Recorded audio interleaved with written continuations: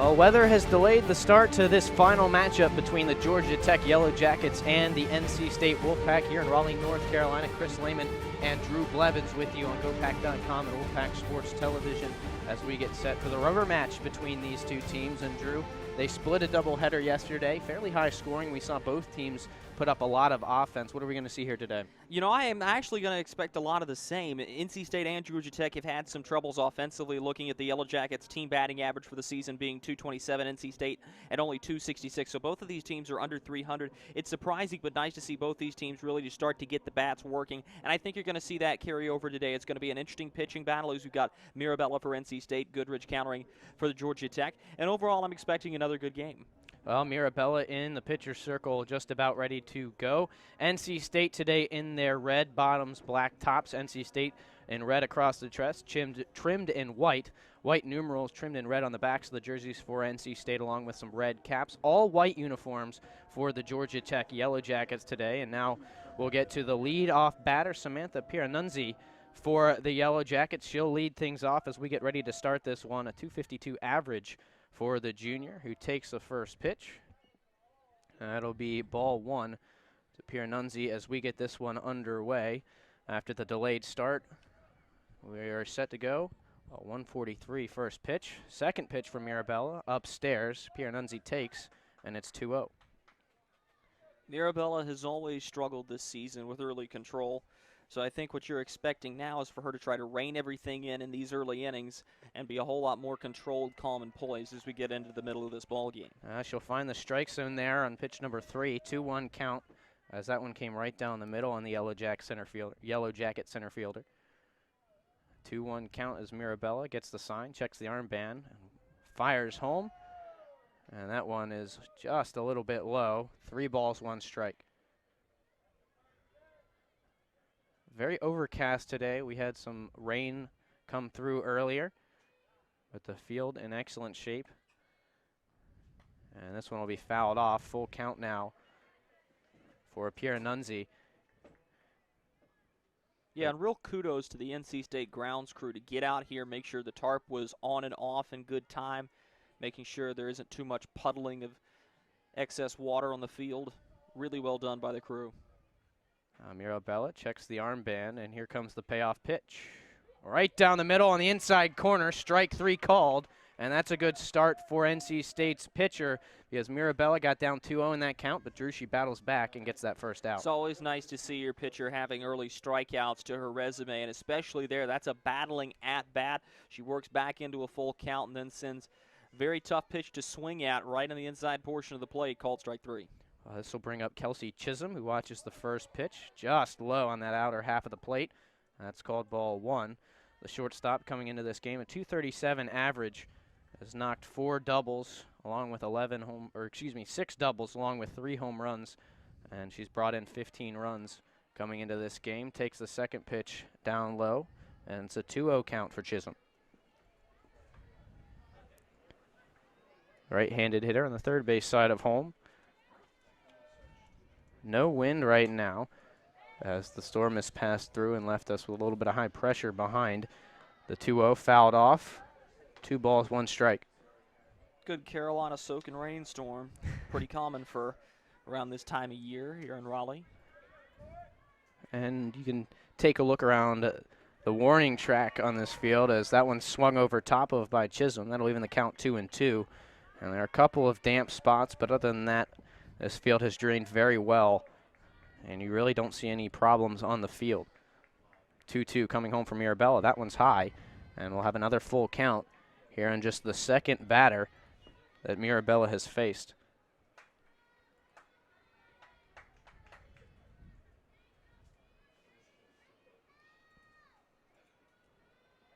Chisholm back towards the back of the batter's box, awaits the payoff pitch. This will be grounded right up the middle, through the middle of the infield for a single. And that will put the first base runner on for the Yellow Jackets. That's a 1-out single for Chisholm. And it'll bring up the designated player, Courtney Zizi. This is where NC State's got to be very careful, making sure they're playing tight defense, and Mirabella's getting strikes across the plate here. Because whenever you've got a duck on the pond, you've got to be that much more conscious. And NC State has struggled with runners on the base pass this year. Behind the plate today, Roger Potts, the umpire. Krista Honica at first base and Kenneth Johnson over at third. Nice pitch on the inside corner, swung at and missed by Zizi for strike one. Designated player has a .313 average to go along with 11 home runs and 33 RBI, so a power hitter here in the lineup for Georgia Tech. Watches right down the middle, strike two. And this is the first time we've really seen Mirabella get ahead. It's only the third batter, but she's got command on this one, and she's got herself in a good position here looking for a second strikeout. You talked about the 11 home runs, 33 RBIs, team leader in the category, so she's going to be pushing runners across the plate as often as she possibly can. She'll watch a pitch outside from Mirabella, 1-2. Still in the early goings of this one. Saw a lot of runs scored yesterday, though. NC State took game 1 7-5 before they fell in game number 2 7-3. But we saw a lot of hits from both teams, a combined 30 hits over those two games. Still a 1-2 count. This will be swung at hesitantly, really, by Zizi, and she knocks it foul down the third base line. Count will remain 1-2. Well, that was a nice off-speed pitch by Mirabella there, too, as she threw Zizi's timing off. I'll see what she comes back with. Mirabella has been fairly good with her change and changing the velocity of her pitches. Here's a pitch. Swung at, missed. Strike three. Thrown down to second, but no play made. So they do get the strikeout on Zizi, but Chisholm will move over to second base.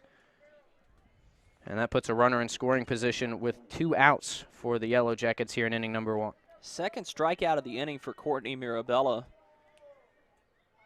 Always nice to see your pitcher getting off to a hot start early. Well, and even in the at-bat against Chisholm, she looked very good. And it was just a ground ball down through the right part of the infield that got a single. Well, and it's your classic seeing eye single there. It wasn't necessarily a hard hit ball, just well placed, and Molly Martin couldn't range over to grab it. First pitch into Katie Cruz, the first baseman, is a called strike. Here's the 0-1. Swings over top of it, strike two, and Mirabella looks very good here to start the game, mixing up the pitches very well, and she's got these Yellow Jacket hitters off balance a little bit here. 0-2 coming home, outside corner, framed by Hutchison, but just a little bit too far outside. And that'll be ball 1.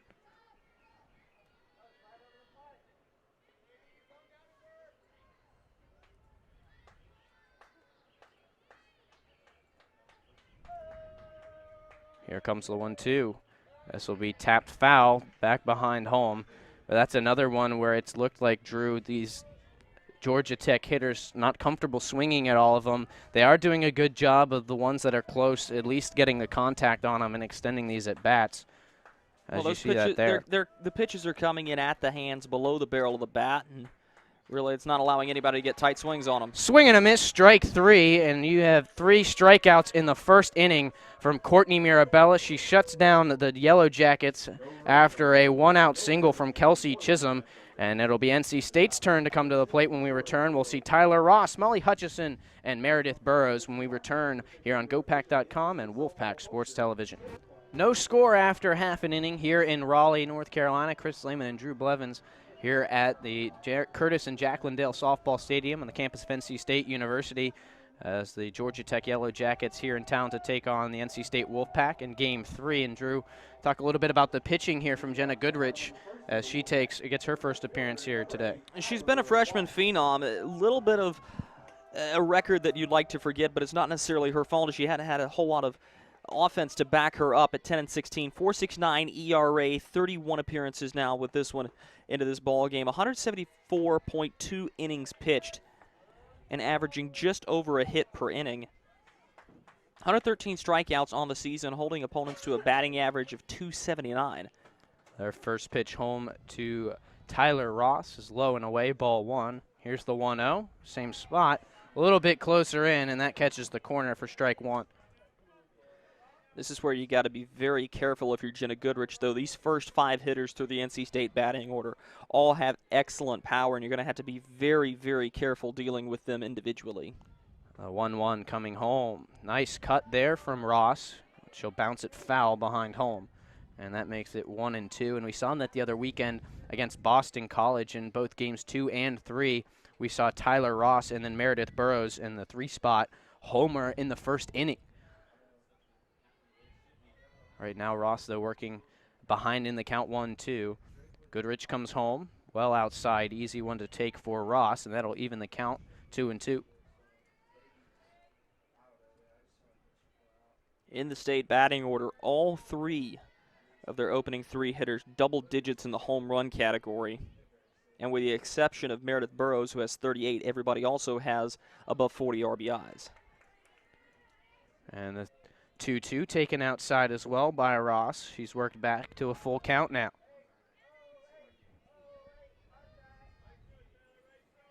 And right now we've seen on both sides batters working deep into counts. This one's inside, and dodging it is Ross. She'll take the walk to start the game offensively for NC State. That'll bring up Molly Hutchison with a runner on. Well, now you have to worry with Tyler Ross's speed because she's 24 for 26 swiping bags on the season. You wonder for Sean Rychick if he's trying to get on the board here early and play most of this game with a lead. I wouldn't be surprised if he decides to send Tyler Ross here. Yeah, this would be the situation where you'd want to be aggressive if you're the Wolfpack. Goodrich coming home, showing bunt. Hutchison pulls back, and she takes it in for a strike. Corners of the infield playing in. Over at first, Cruz a couple of steps in from first base in case Hutchison shows bunt again. Not this time. Nice cut, and that one will be knocked foul. Count now 0-2 on the Wolfpack catcher. Hutchison went on a cold streak through the middle of the season, really started to alter the way she swings the bat, trying to charge her front arm forward to get a little bit more power and keep the ball from popping up too high. And it has helped her. Average of .325 on the season. Here's the 0-2. Outside, a little bit high. Ball 1. That's one of the pitches. It looked like Goodrich trying to get Hutchison chasing there. It's just a little bit too far outside. Well, that's an enticing pitch, too, for somebody who's long and lanky like Molly Hutchison to be able to extend the arms out and try to punch one out in the outfield. Goodrich home with the 1-2. This one will be flown foul, and it curls over top of the Yellow Jacket dugout down the first base line. And we'll do the 1-2 again. Tyler Ross still on first, hasn't made any movement really towards stealing second base. It looks like NC State will just try to work everyone around the bases the old-fashioned way. The second 1-2, upstairs and outside. That'll even the count at 2-2.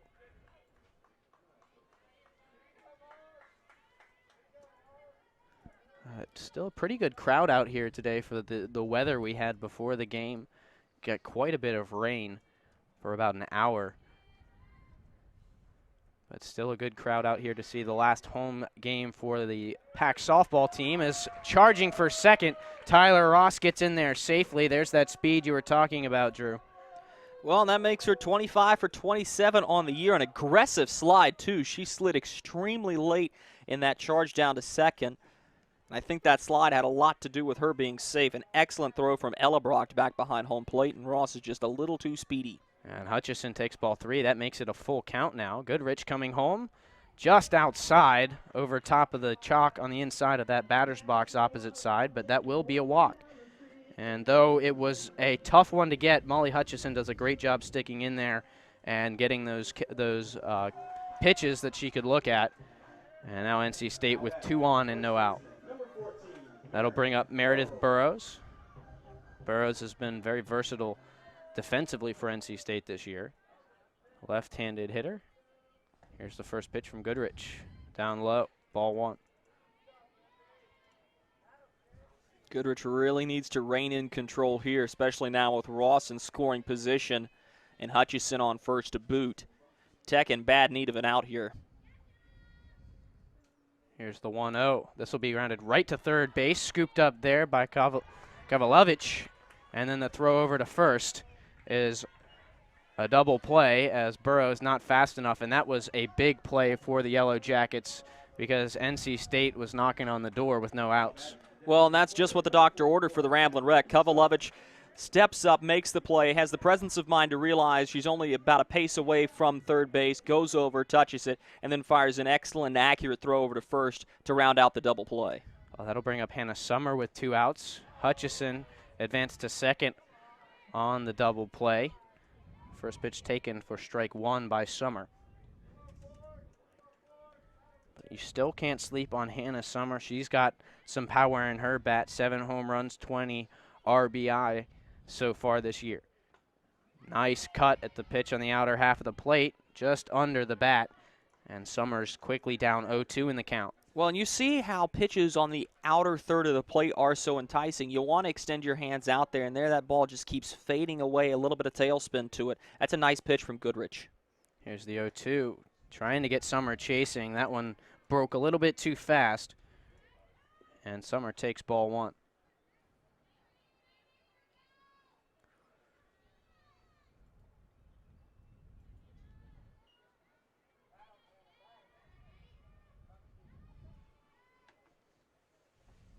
Here's the 1-2. This will be hit straight at second base. Lionberger there to make the grab and throws over to first. Well hit ball by Summer, but a nice play over on the right side of the infield to record the 3rd out. NC State puts 2 runners on with no outs, but they can't bring anyone around to score. It's scoreless after 1 here in Raleigh. When we come back, we'll see Colleen Dara, Maddie Lionberger, and Draven Sanan in the 2nd inning here on GoPack.com and Wolfpack Sports Television. Well, both teams put runners on in the 1st inning, neither bring any around to score. And so we'll bring up Colleen Dara here in the 2nd inning, trying to break the scoreless tie. Dara, the left fielder, comes to the plate, a .260 average coming into today. Not too much power, only 4 extra base hits, a double, and 3 homers to go along with 3 ribbies as she steps in on the third base side of home to face Mirabella for the first time in this one. Mirabella, an excellent 1st inning after a 1-out single, proceeds to strike out the next 2 batters for 3 strikeouts in the 1st inning. Misses with the first pitch to Dara, though, and that's a 1-0 count. Yeah, 3 strikeouts, making up all your outs in the 1st inning. Always encouraging to see your pitcher starting out that way. And now getting into the bottom half of the Georgia Tech lineup, I think you're really looking for Mirabella to start exercising supreme control over this ball game. Here's the 2-0, hit hard, but turning on it a little too much. Dara goes foul down the left field line. But that's really the first strongly hit ball we've seen anywhere in the field as we get into the 2nd inning. Well, Dara gets the barrel right onto the ball. Good turn, good power from driving the hips in. Just can't quite keep it fair. And she's over top of the 2-1. That'll even the count 2-2. Again, Mirabella working back well. She'll check the armband, come home with the pitch. Trying to frame that outside corner. Hutchison doesn't get the call, and it's now a full count. But that's something that Georgia Tech has done very well in this game. As I look back on my scorebook, I see no one who's seen less than 5 pitches from Mirabella as we get into just the 5th batter. But that's impressive to see as that one's fouled off. And the count remains 3-2 for Dara. This will be the 7th pitch of her at bat. Well, whenever you're working a pitcher this deep in counts in softball, it's not necessarily about tiring out the arm. It's about allowing the rest of your dugout to see all the pitches in the arsenal. Really good job by the Jackets doing that. Well, there's another strikeout for Mirabella. Foul tip into the glove of Hutchison, and that will retire the first batter of the inning for Georgia Tech. 4 strikeouts in 5 batters for Courtney Mirabella. She is feeling it right now.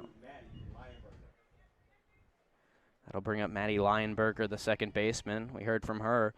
A nice fielding play to end the 1st inning on a hard hit ball by Hannah Summer. First pitch to her, upstairs, ball 1. Lionberger, a senior, batting .262 on the year. Only 1 home run, 9 RBIs. I'll see what she has here. Nobody on the base paths. The 1-0 home, hesitates on it, but she gets it into right center field. That'll drop for a single, turning for 2, and thinking about it, Lionberger heads back. But that's a nice job controlling the swing. You saw her hold up for just a second, and she poked it into right center field where there was no one to get there before it hits the ground. Gotta love the patience there. Just sits back on the pitch, doesn't try to do too terribly much with it, just drives it right over Molly Martin and into the gap. Aggressive base running, but smart play to hold back and come back to first base. That'll bring up the right fielder, Draven Sonnen. Here, 1 out, 1 on for Georgia Tech. Right down the middle, strike 1. Sonnen is the first of the last 3 batters in this order. All the batters in this portion of the Georgia Tech lineup, 7, 8, 9, batting under 200 average-wise. This is what Mirabella will want to see to try and finish out inning number 2. 0-1 coming home on the outer half of the plate. A little bit too high, ball 1.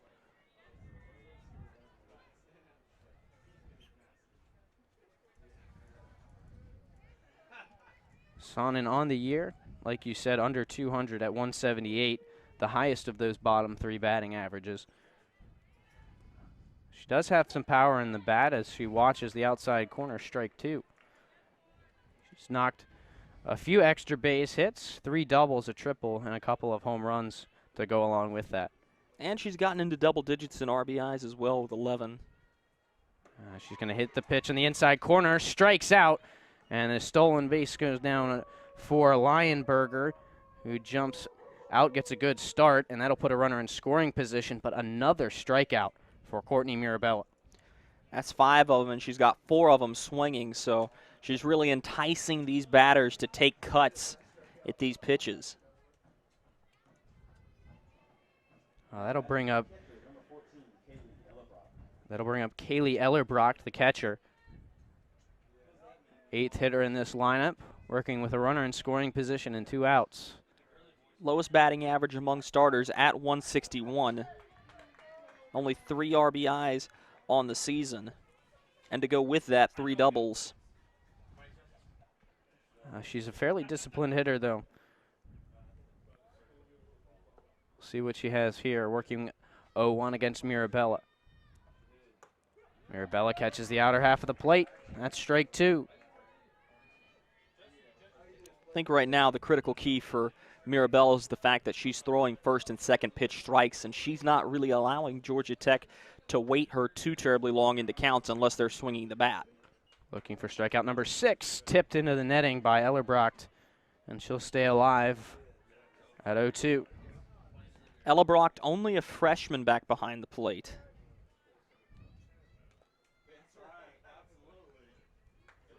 Molly Martin over at second base, playing deep almost in the outfield grass. That's the only real adjustment that you could see. Everyone else really at normal depth. And the outfielders are on their spots as well.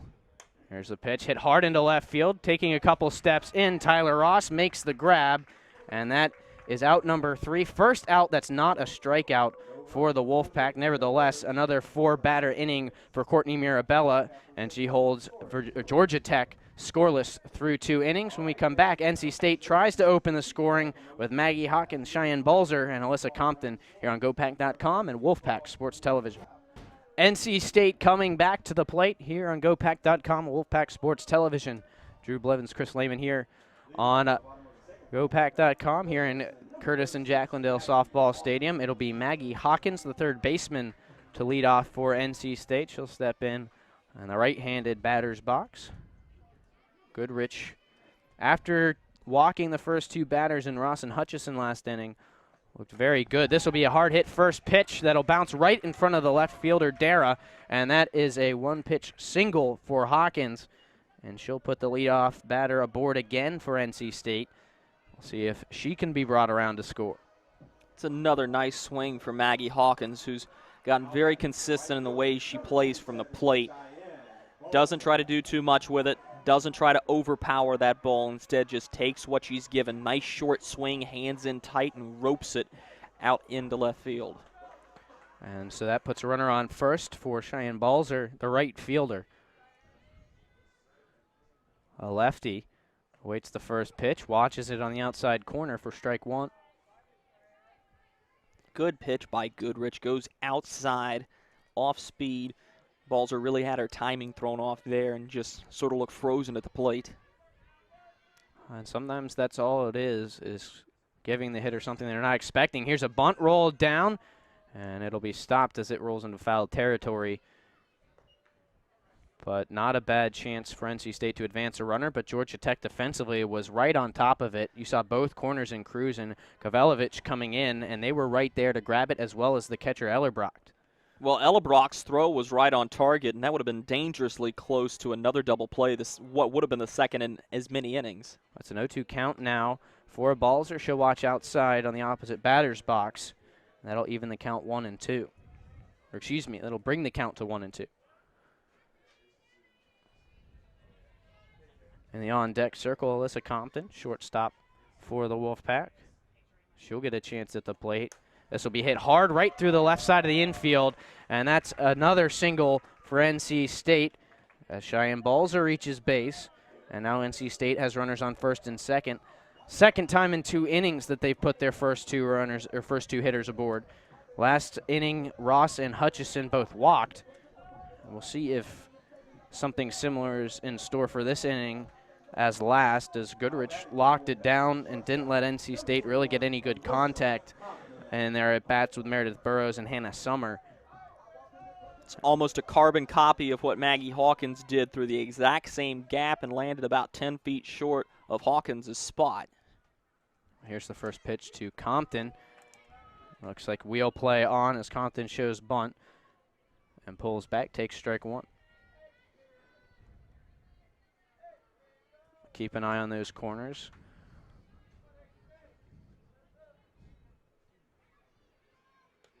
Goodrich has the sign and comes home. Showing bunt again, pulling back. This one's high and away, ball 1. And Compton lets the count run even at 1 apiece. Still looking for Compton to try to lay something down right in front of home plate and advance both of these runners into scoring position. That's really all that her job is here. If she can get on base, that's a bonus. Well, and then you're looking for Macaulay Prickett, most likely to try to slap something out over the shortstop or between the shortstop and the third baseman. Compton reaches for the 1-1 pitch with the bunt and goes through strike 2.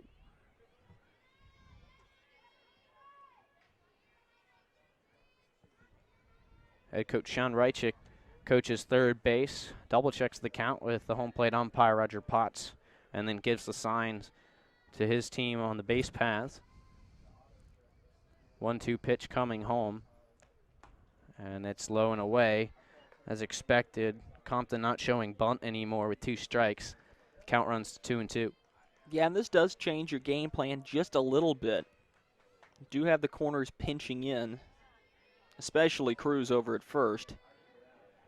Here's the 2-2 coming from Goodrich. This will be hit into right center. Is it going to drop in time? No! Great catch made by Sonnen, and that will advance at least 1 runner as Maggie Hawkins moves over to third. That was very well hit by Alyssa Compton, but a great play out in right field by Sonnen, who makes the diving catch to get that first out. If she doesn't get that, at least one run scores for NC State.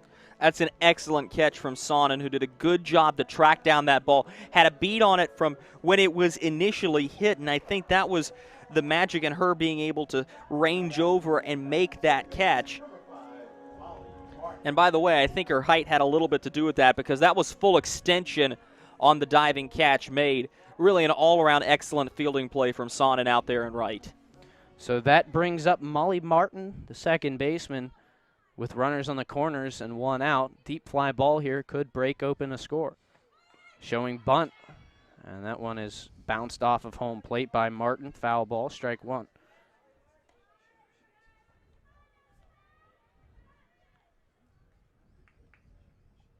Looks like the sun trying to creep through the clouds. So we get a little bit of natural light coming in on to the field. Bright enough that we don't need stadium lights. Corners playing in. This one will be rolled softly right to third base.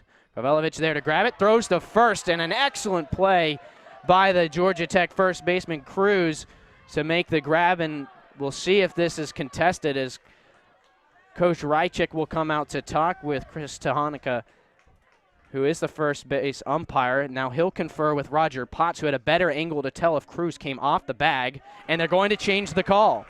Cruz does come off the bag. That's the call, and so runners on every base for NC State.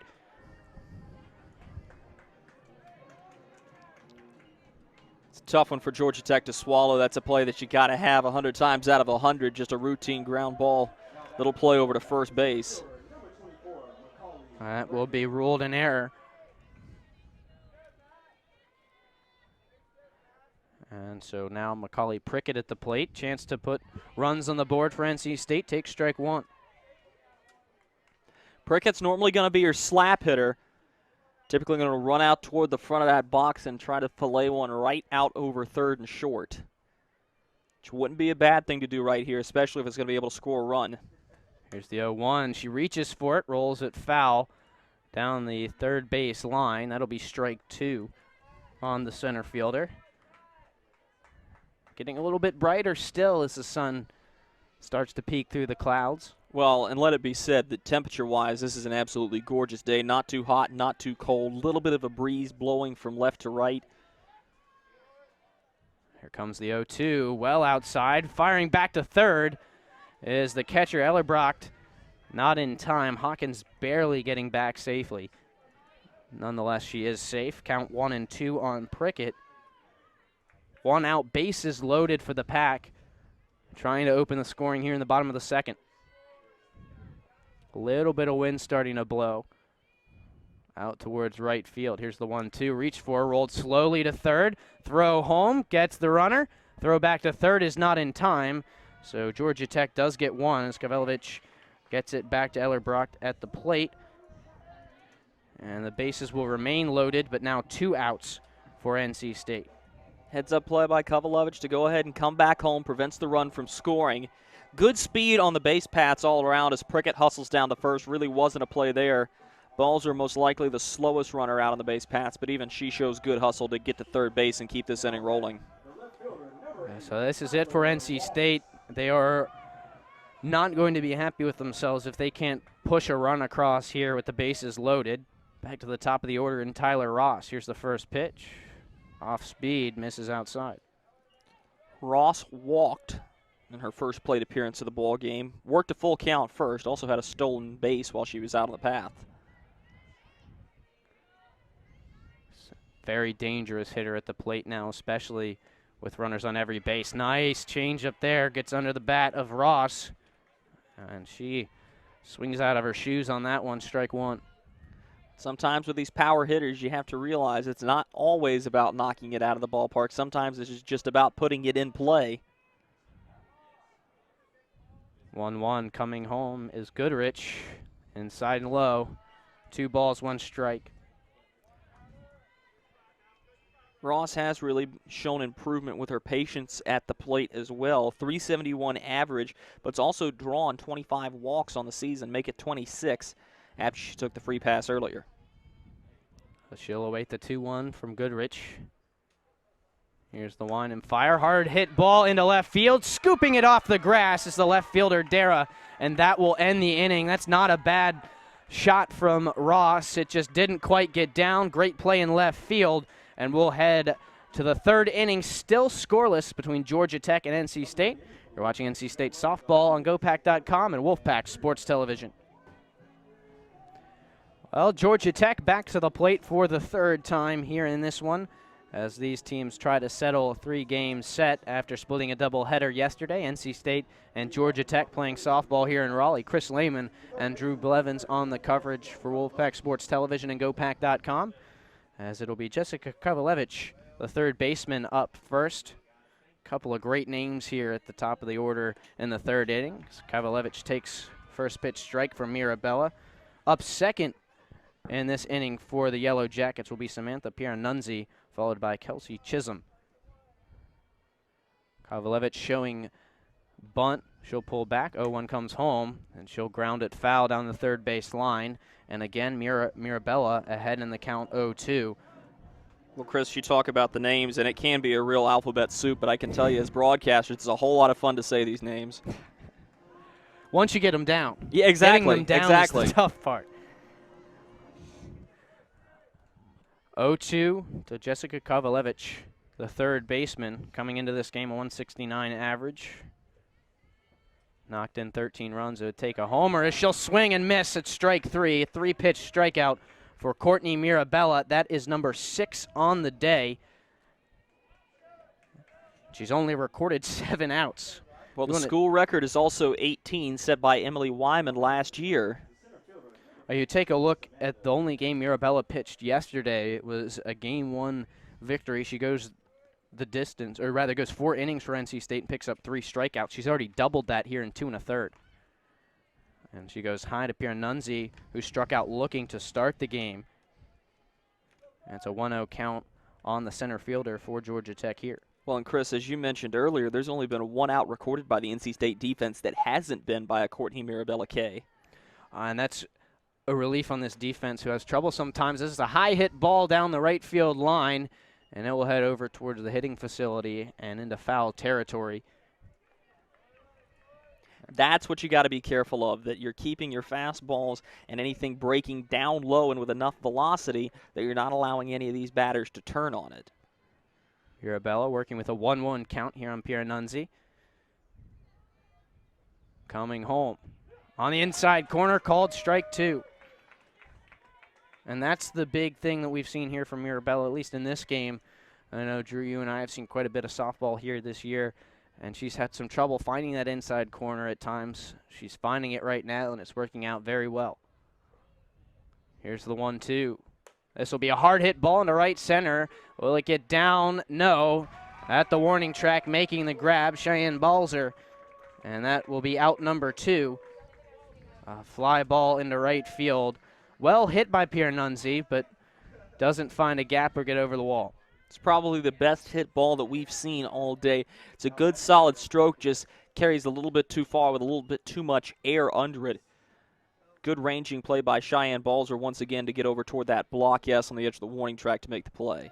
Kelsey Chisholm to the plate here for the Yellow Jackets. Takes strike 1.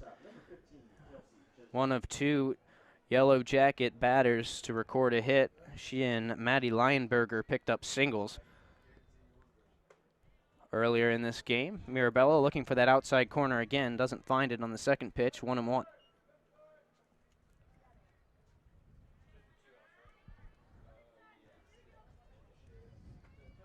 Wind has died down a little bit again, and the sun's starting to go away as that one catches the lower half of the strike zone. Mirabella works the count 1-2. The off speed has been working so incredibly well for Mirabella, especially in the middle of counts. That's often how she's getting her second strike and putting hitters in a little bit more of a bind. Well, she's looking for strikeout number 7 here. She struck at least 2 in the first 2 innings. Misses low and inside on Chisholm to even the count at 2 apiece.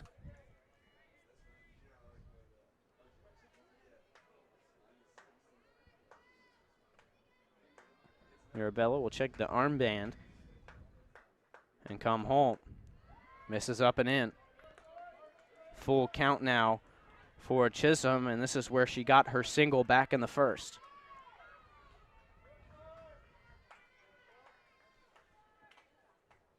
Here's the payoff pitch on the outside corner, just low, and that'll be ball 4. Chisholm takes the stroll to first to become a 2-out base runner for Georgia Tech.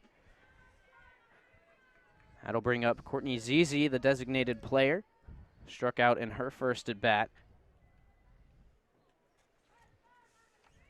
Zizi's dangerous. 33 RBIs on the year. Team leader in the category. 2 for 7 this weekend.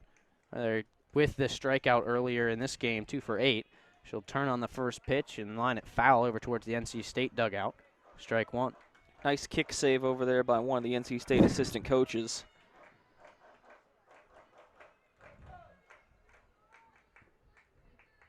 Mirabella ahead in the count 0-1. Has done a great job of that. Chisholm did a great job getting back into the count, getting the walk in the last at bat. Mirabella misses outside, a little bit high as well on Zizi. That'll even the count 1-1.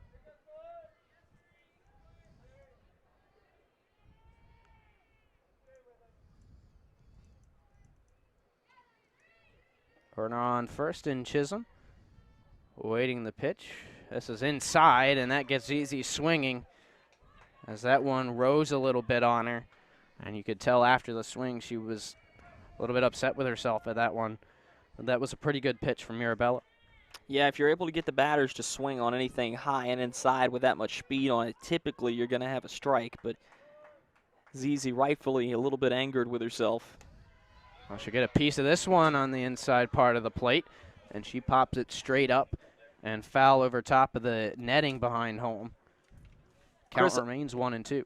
I've been waiting for a foul ball like that all year long. You very, very, very rarely see a foul ball with so much backspin to get over the top of the backstop and end up landing in front of the press box. Here comes the 1-2 pitch again. Going for the steal. Chisholm tagged out at second to end the inning. Great job by Hutchison, who jumps up and fires over to second base.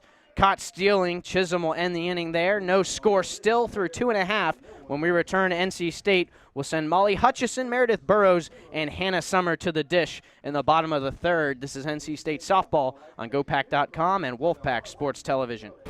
NC State back to the plate. We heard from Molly Hutchison to end the top of the third as she was able to catch Kelsey Chisholm stealing.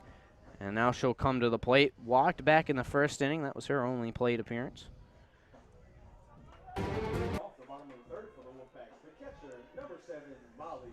So she'll step in on the third base side of home, followed by Meredith Burrows, Hannah Summer, and if they get to her, senior Maggie Hawkins, one of two seniors honored this weekend in NC State's last home series here against the Yellow Jackets. First pitch in to Hutchison, low and inside, ball one. She and Lana Van Dyken, the two seniors honored here at NC State. Van Dyken not in the lineup for this game. Goodrich coming home with the 1-0. Misses outside, ball two. Normally Van Dyken can be found somewhere in the infield. She's been bounced around a little bit by head coach Sean Reichicks. Played over at third, played a little bit at second, a little bit short. Meredith Burrows has really been the only stronghold over there at first base. The 2-0, fastball right down the middle. Hutchison takes strike one.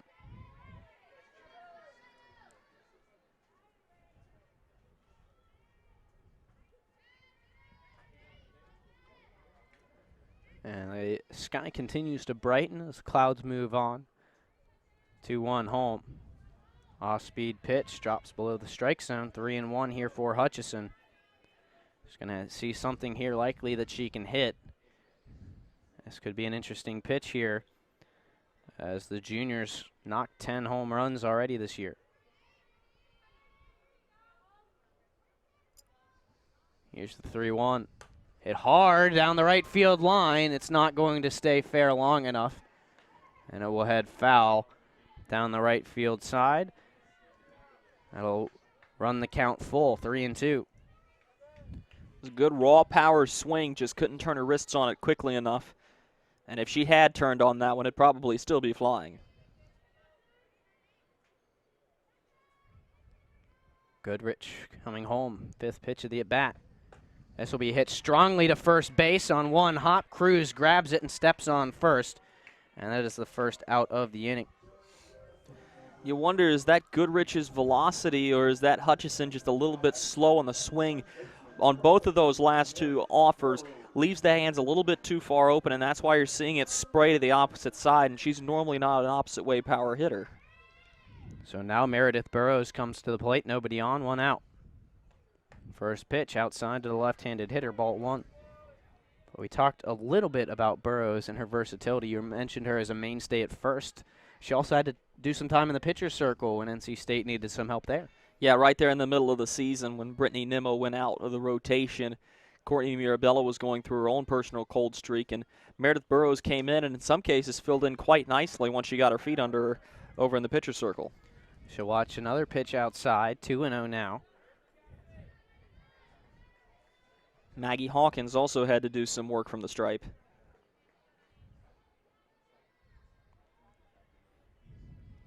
We'll see how this newfound sunlight affects any of the play. It's gotten much brighter out here as the sun has made its way through the clouds. 2-0, misses low, and Burrows very comfortable with a 3-0 count.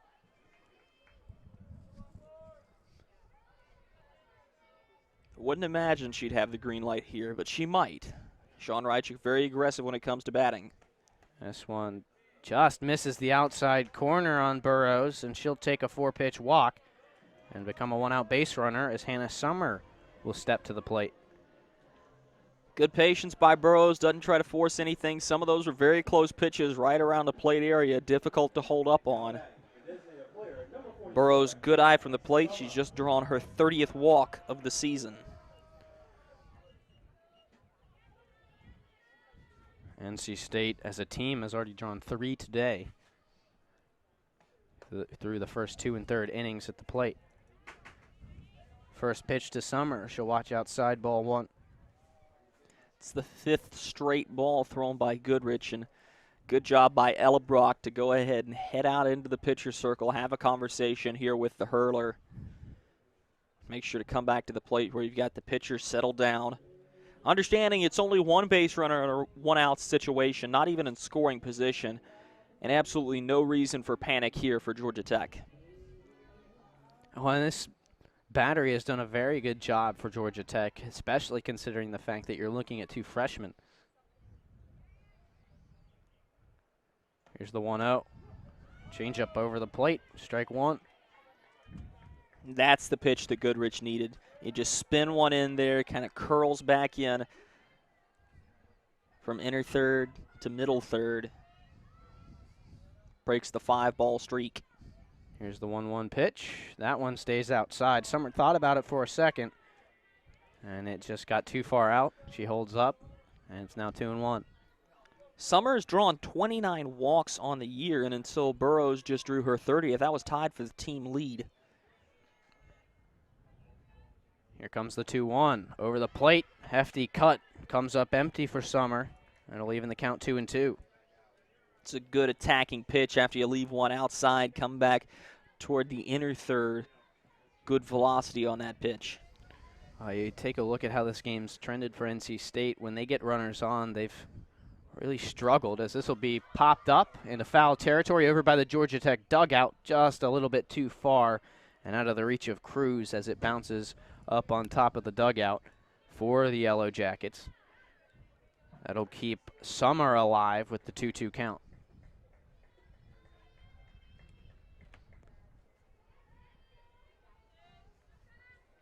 Burrows not a threat to steal, has not attempted a stolen base all season long. So you got to imagine this has got to be put in play. 2-2, hit hard through the left side of the infield. Diving after it was Chisholm at short, and it was just out of the reach of her outstretched glove. That'll be a single for Hannah Summer, and there are now runners on first and second for NC State. But if you take a look at how this game has gone so far, Georgia Tech has locked things down when they let runners in scoring position. NC State has not been able to record a hit here through the first couple of innings after getting runners to second or farther. Well, and in my opinion, this isn't one of the situations that you look to bunt with Maggie Hawkins. She herself doesn't have a ton of speed, and the base paths certainly aren't chocked full of wheels, but you got to put this out in play, and hopefully in some grass, because I do think you look to send Meredith Burrows around if it gets deep enough. Well, the senior third baseman bounces one foul down the third base line to start this at bat, 0-1. But she is a very productive hitter. 16 extra base hits, 7 are doubles, 9 are home runs, and she's also batted in 39 runs. Yes, she's able to get another dinger on the season. That will make it 4 NC State players in double digits in the home run category. Well, this is a phenomenal power hitting team. The 0-1 catches the outside corner on Hawkins. She's quickly down 0-2.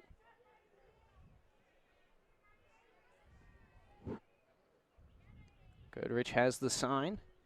Here's the pitch. Hit right at the shortstop Chisholm. Fires to second. Turn for 2 is not in time.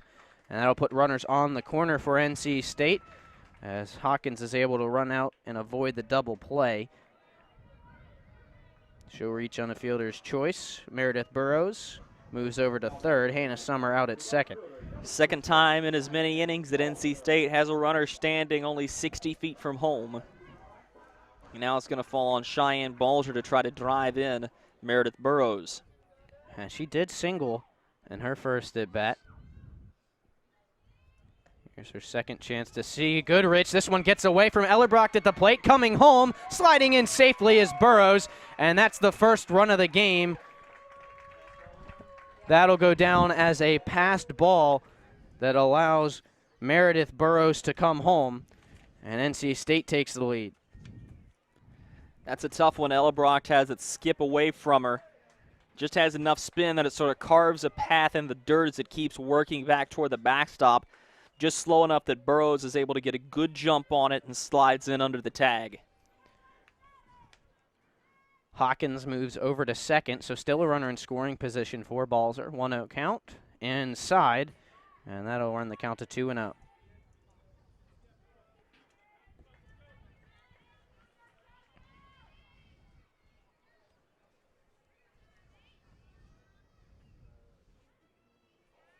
Defensively, the Yellow Jackets in their normal alignment.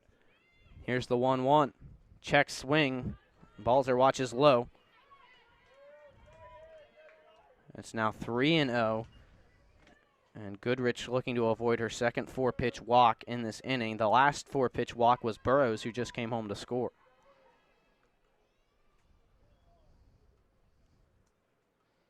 Goodrich raises the glove above the head, comes home and gets the strike on the outer half of the plate. Left-handed Balzer watches strike one, 3-1 count. Hitters count right here. I'd look for Balzer to try to drive something.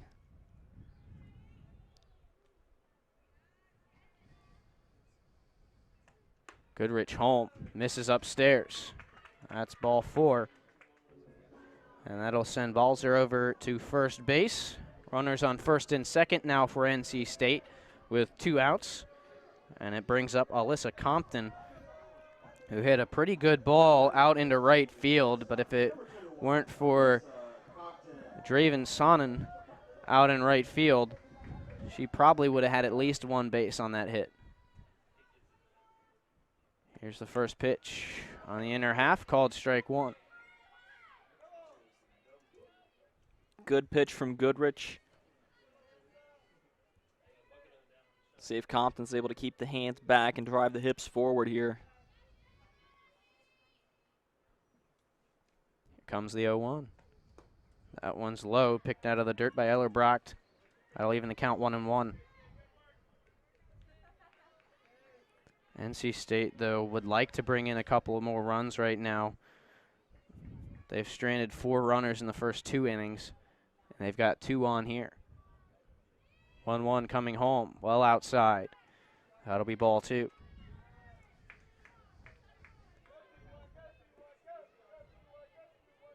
NC State, though, still looking for this offensive production with runners in scoring position. They haven't been able to do that. Georgia Tech helping out a little bit with the pass ball to give them that first run. This will be hit through the middle of the infield. It lands in the outfield grass in center field. That's a single charging home. The tag is dodged, but not quite, as Maggie Hawkins came home and was a little bit too late. That will end the inning as NC State picks up 1 and takes the lead. It'll be up to Courtney Zizi, Katie Cruz, and Colleen Dara when we return for the Georgia Tech Yellow Jackets here on GoPack.com and Wolfpack Sports Television. 6 strikeouts through 3 innings for Courtney Mirabella. She'll face Courtney Zizi, Katie Cruz, and Colleen Dara. All 3 struck out in their first at-bat against Mirabella. They'll be looking for more success. Now, Zizi was at the plate and had worked a 2-2 count before Chisholm was caught stealing. She'll take low, ball 1, to start inning number 4.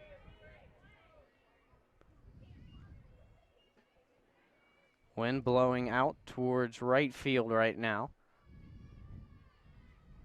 See how that shifts throughout this game. Missing up and in, Mirabella lets the count get 2-0.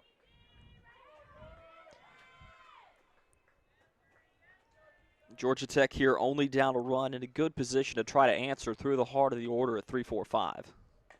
This will be a nice cut from Zizi. It looks like she bounced it off her left foot, so she'll step out and walk that off briefly. 2-1 now for Zizi against Mirabella. And this has been one of the best performances we've seen out of Courtney Mirabella. Mirabella ready in the circle. Comes home. Fastball in the inside corner. Just about off the hands of ZZ. Foul ball, strike 2. It'll be interesting to see how Mirabella responds here. A little bit of an elongated inning for NC State as they push the game's first run across. The bottom half of the third took a little bit of time, so we'll see if the rest affects Courtney Mirabella.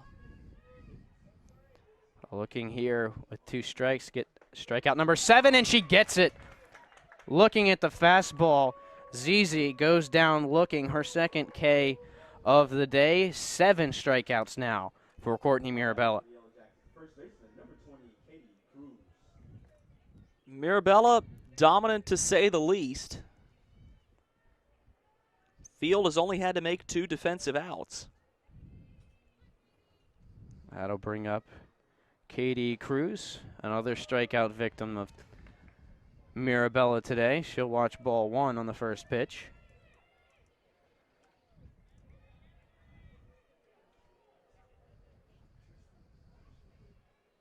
And she'll hold the bat out, showing a little bit of a bunt there. Pulls back and fouls one off.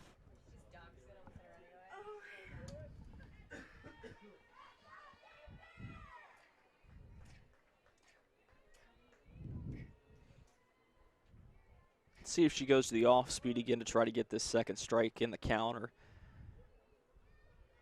Here's the 1-1 from Mirabella. Off speed, and there's the strike on the inside half of the plate. Well, and if you wonder if that's the discussion in the Georgia Tech dugout, is whenever you've got 1 strike, you're looking for something off speed. So be patient, sit back on it, because that's what's most likely going to come next. It's been working very well for Mirabella. Here's the 1-2, tipped foul into the netting behind home. That one got up a little bit on Mirabella, and she gives Cruz something to swing at.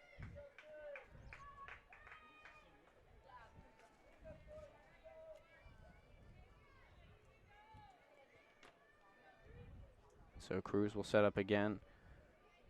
Mirabella coming home. This will be a high hop over towards second, fielded by Martin. Over to first, Burrows squeezes for out number 2. That is the first ground out we've seen recorded today, as that one goes down to 4-3. Well, according to the movie Bull Durham, it's been a very fascist ball game defensively with so many strikeouts, and finally you get a Democratic out there. Good play by Martin, just ranging over to her left, scoops it up, glove hand side, and fires it back over to first. That'll bring up Colleen Dara. She'll watch strike 1 over the middle of the plate. And that really has been the key to success for Mirabella. Just about every single first pitch of an at-bat has been in the strike zone. Here's the 0-1. Nice breaking pitch. That one fools Dara. Strike 2 on the inner half, and the left fielder was frozen there on that one. There it is again. It's not the fastball that's earning the second strike. It's the way she's commanding the alternative pitches from the standard speed. 0-2 looking for the second strikeout of the inning. Here it is. The inside corner, upstairs, ball 1 to Dara. And Dara did work along at bat in her first appearance at the plate. Saw 7 pitches and worked to count full. Working 1-2 now. Showing bunt.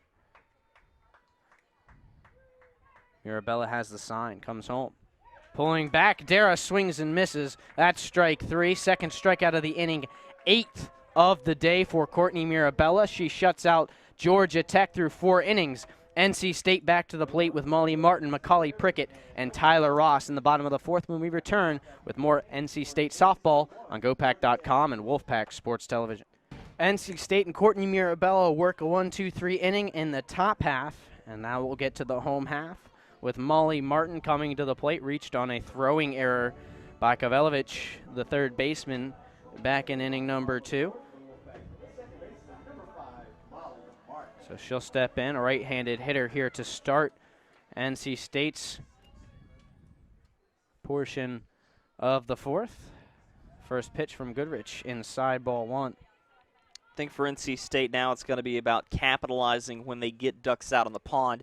In this ball game so far, NC State has stranded 6 runners. That's an average of 2 per inning. And that's going to drive Sean Rychik a little bit crazy. So whenever you get a runner out on the base path, you want to do the best you possibly can to score her. The 1-0 catches the outside corner. Martin watches strike one. That'll even the count at one apiece. And the big thing so far is NC State only pushes one run across, but in each of the first three innings, they have put runners in scoring position. 1-1 coming from Goodrich. Bounced off the shin of Martin. Foul ball. Count now 1-2.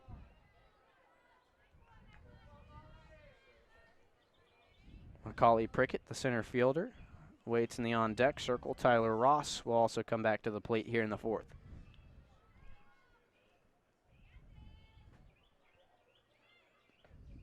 Goodrich home. Weak ground ball fielded at third by Kavelovich. Over to first. Cruz makes the grab, and that's out number one, a 5-3 putout.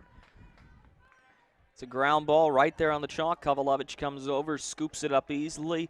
Solid throw across the diamond. Prickett up to the plate, reached on a fielder's choice. Her last time up to the dish. Now she's got both corners pinching in here. And that's exactly why you see the slap approach as she just continues to charge right out of the batter's box. She'll take ball one on the first pitch. As you mentioned, the infield playing in on the base path. The corners 2 or 3 steps in off the bags. Here's the 1-0. Inside. Prickett holds up 2-0. Prickett is the third hitter in the NC State lineup today that is batting over 300. And oddly enough, she's batting at the bottom of the lineup. And this is sort of a little bit of insurance that you're going to get one last stand if you get stuck in the bottom of the batting order. This is slapped right back to the circle. Fielding it, Goodrich throws over to first. And that is out number 2. And that is what Prickett tries to do, and that's one of the reasons she's increased her batting average so much is instead of going opposite way from the left-handed position as a slap hitter, she's tried to pull the bat back in and go right back up the middle. That's exactly where you want to place that ball, but good scoop up by Goodrich, who's right there to fire it over to Cruz. And now Tyler Ross steps in, her third time up to the plate. Watches low and away from Goodrich. A righty-lefty matchup here. Ross 0 for 1 today with a walk. And she did steal second base back in the first inning. Was an unassisted force out at third base, though. She'll hit this one hard into left center over the wall. A line drive home run for Tyler Ross. That'll double the NC State lead. They now lead 2-0. That is a great shot. It's not going to look pretty. It's not one of these golden arches absolutely crushed, but it is a screaming line drive right over the end. Goodrich makes the mistake over the plate. Ross drives the wrist into the ball, turns the hips, and fires that one out straight over the end, and NC State out in center field. That's a nice shot from Tyler Ross, her 17th dinger on the year. And that gives her 46 RBI as well, which ties her for the lead with the new batter at the plate, Molly Hutchison. Hutchison also 0-for-1 with a walk.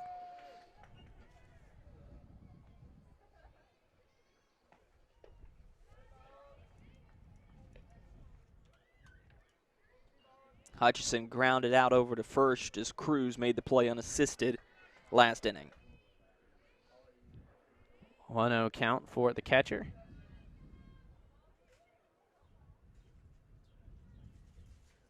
Here's the pitch. It gets Hutchison swinging as that one dropped below her bat. A little bit of a breaking pitch. 1-1.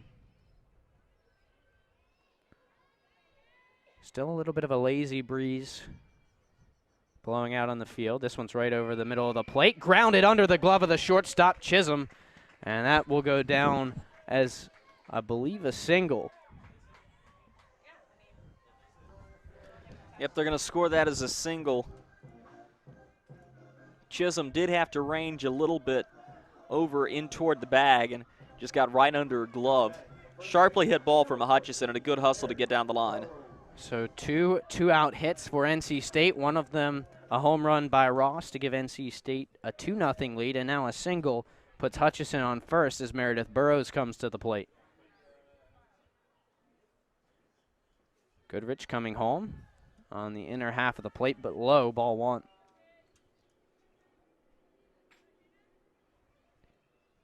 Burrows 0 for 1 with a run scored today. She came home with a pass ball that got by Ella Brock last inning. Here's the 1-0 from Goodrich. On the outside corner, that one also just off of the strike zone. Count now 2-0 for Burrows.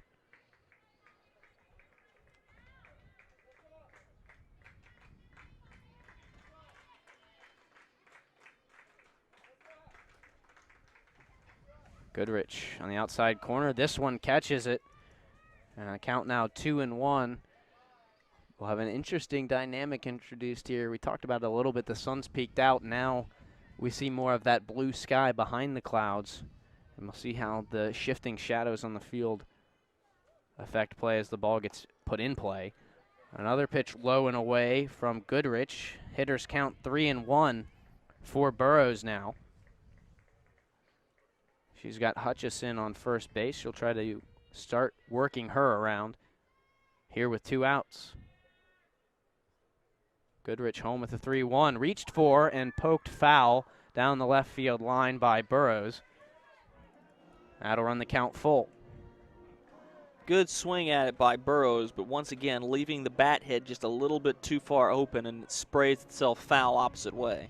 Now we'll be watching Hutchison, who will absolutely be going on this payoff pitch with 2 outs. Here it is. That one's outside, ball 4. Second walk drawn by Burrows, and that puts runners on first and second. And again, NC State with a runner in scoring position here. Well, and here comes Hannah Summer, who is a good opportunity to drive the ball, but not before we're going to have a meeting in the pitcher circle. Yep, and it's been a little bit rough on Goodrich today. She's walked 5 batters, but she's looked fairly good. She's done a great job when she's put runners on of recovering and limiting the damage. If she hadn't been able to do that, it could be much worse than 2-0 right now. Well, it looks like for the most part she's had good command of her pitches.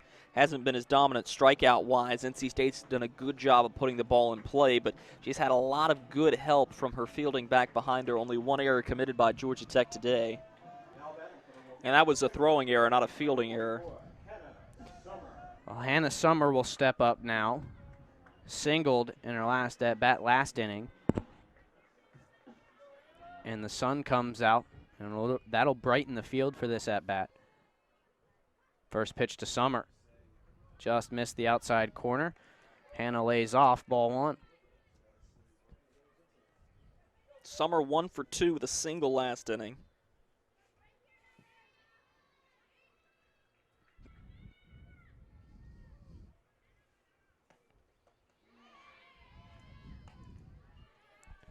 It's really nice command of the off-speed pitch right there. Summer was fooled, swung way out in front of it. That'll even the count. 1 ball, 1 strike.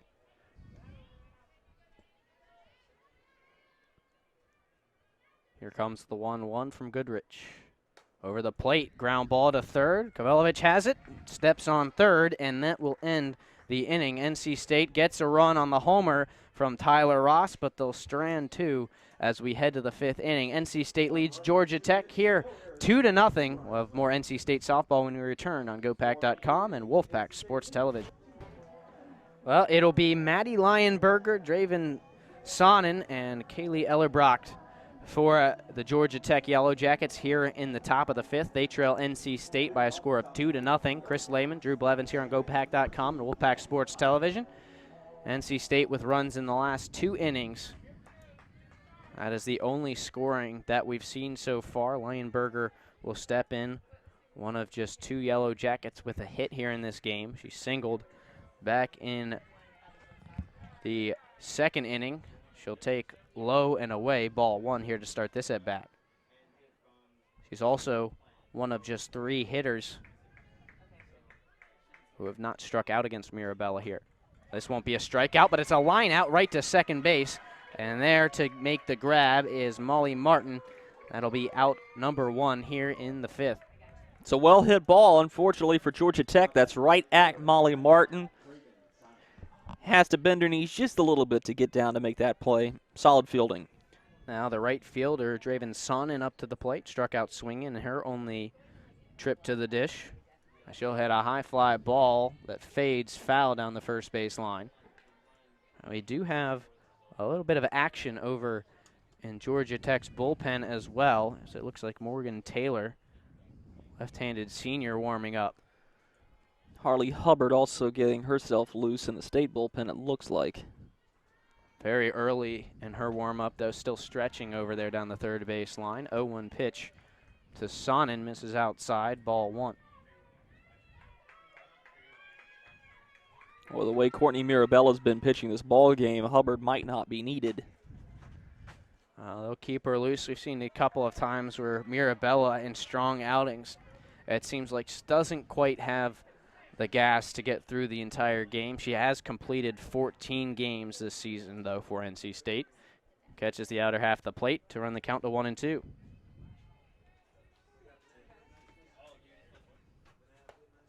Show miss outside, trying to get Sonnen to chase. That'll even the count to apiece.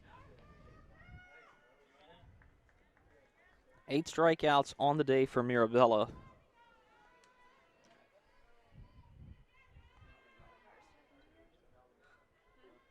Six swinging, 2 looking.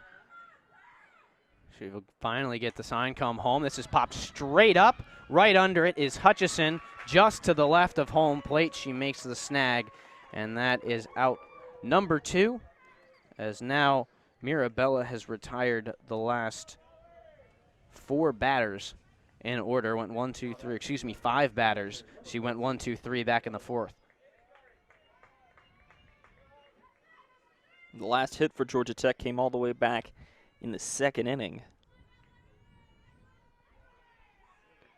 Now at the plate, Kaylee Ellerbrocht takes low, ball 1 from Mirabella. Ellerbrocht got the ball out into left field, not a badly hit ball back in the 2nd, but didn't drop in time to get down in front of Tyler Ross out in left.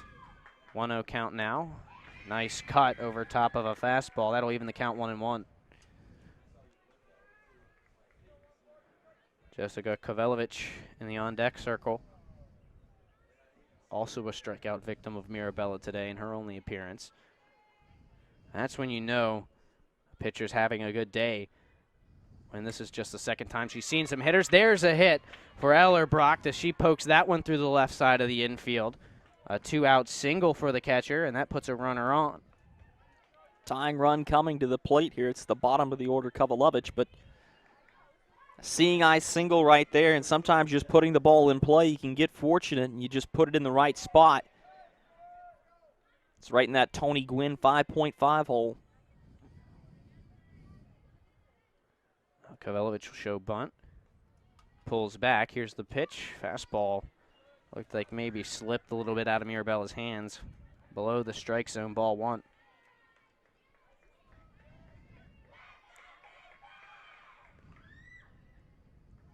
Two outs here in the top of the 5th. One runner on first for Georgia Tech as Mirabella misses up and out. 2-0 count now for Kovalovich. NC State holding on to a 2-0 lead. This is a much lower scoring game than we saw, at least for now. A much lower scoring game than what we saw yesterday in the 2 games, where the winning team scored 7 in both of those games. Mirabella misses upstairs, and it's now 3-0 to the Yellow Jacket third base. Well, this is the first count all game where Mirabella has allowed the batter to get this far ahead. And she'll give her a 4-pitch walk as Kovalovich will stroll over to first. And we'll see there have been times where Mirabella, after a good outing, struggles to get through, and it's right around here where you get into the 5th and 6th inning. And we'll have a meeting in the pitcher's circle. I wouldn't imagine that Katie Grimes would consider pulling Mirabella right here. No, certainly not with 2 outs. All it takes is one pitch, one pop-up, one foul, fly ball, or 1 weak grounder to finish the inning. But you do have to make sure that you're being cautious. It's only a 2-run lead for NC State. The tying run right now in Kavelovich, who was just walked, stands on first. So it could change with just one swing of the bat. It's only the 3rd time that any Georgia Tech base runner has gotten into scoring position. By the way, the Jackets have not put anybody on third base yet. And Pierre Nunzi will come to the plate. On the day, 0 for 2, a strikeout and a flyout. She had that strongly hit ball out into right center. That Cheyenne Balzer ran down near that NC State block S out in right field. Here's the first pitch to Pierre Nunzi. That one's outside, ball 1. And you started to see it here in this inning. Mirabella not quite finding the strike zone as often early in these counts as we saw in the first 4 innings. It's 5 straight balls, and this is the longest inning for Georgia Tech's batting lineup all game long, as this is the 5th hitter Mirabella's faced in the frame. Pierre Nunzi turns on the 1-0 and rolls it down the first baseline foul. Count 1-1. Scoring opportunity here, though, for the Yellow Jackets with a runner on second and Kaylee Ellerbrocht. 1-1 home. Right back to Mirabella, under her glove and into center field. Coming home will be Ellerbrocht. Throw from Prickett cut off. They're going to go to second, and sliding in safely is Pierre Nunzi, as that was cut off by Burrows in front, or rather in between second and the pitcher's circle. Coming around to score, Ellerbrocht. And it is now 2-1 with runners on second and third. Aggressive base running, too, by Pierre Nunzi as Meredith Burrows cut the throw back in from Macaulay Prickett. Pierre Nunzi just able to get under the tag at second. Now 2 in scoring position, getting into the middle of the order. Tech's in a good spot. This is where you have to be careful. The ball does have to be put in play, and rather it does have to be a hit if Kelsey Chisholm up at the plate wants to drive her in. 0-1 count. They're taking strike 1. Chisholm watches low to even the count 1-1 on the second pitch. And you would say just by game statistics that you're okay if ZZ comes up to the plate, but truth be told, with her statistics, you do not want to play with fire. She struck out twice in this game, but that doesn't change the fact that she's got a .313 batting average and 11 home runs on the year. All right there, Chisholm reaches for a pitch outside. That'll be strike 2. 1 ball, 2 strikes now. Mirabella trying to get out of this jam and keep NC State on top. It's 2-1 right now, but Georgia Tech, 2 runners in scoring position. 1-2 upstairs. Big chance here for Georgia Tech. They haven't really gotten to Mirabella until now. 2-2, 2 outs, top of the 5th. NC State a 2-1 lead. Mirabella home, swing and a miss, strike 3. And Chisholm goes down. Her first strikeout of the day, 7th strikeout victim for Courtney Mirabella, who now has a game total of 9 Ks for the Wolfpack, who lead 2-1 heading to the bottom of the 5th. More NC State softball on the way here on GoPack.com and Wolfpack Sports Television. NC State coming back to the plate. Their lead cut in half in the last inning when Kaylee Ellerbrock came around to score on the RBI single from Pierre Nunzi. NC State will look to answer that run as Maggie Hawkins, Cheyenne Balzer, and Alyssa Compton scheduled to come to the plate for NC State here. Sun has brightened up the sky and the field here in Raleigh after some rain showers passed through earlier this morning.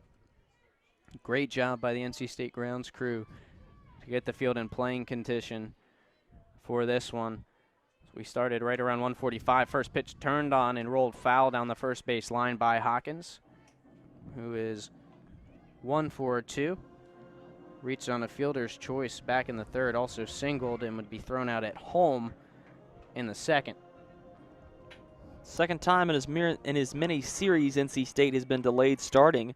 Against the Boston College Eagles, NC State thought it was going to rain. Tarp put on the field. Lightning storms threatened the area, but did not actually rain very much here in Raleigh. Teams were out playing pickup soccer games and wiffle ball games and bocce ball on the tarp. That certainly was an interesting scene last Most weekend. entertaining rain delay I've ever been a part of. A 0-2 count now as Hawkins watched one on the outer half of the plate from Goodrich. Here's the 0-2. That one a little bit high. 1-2 now on the senior third baseman.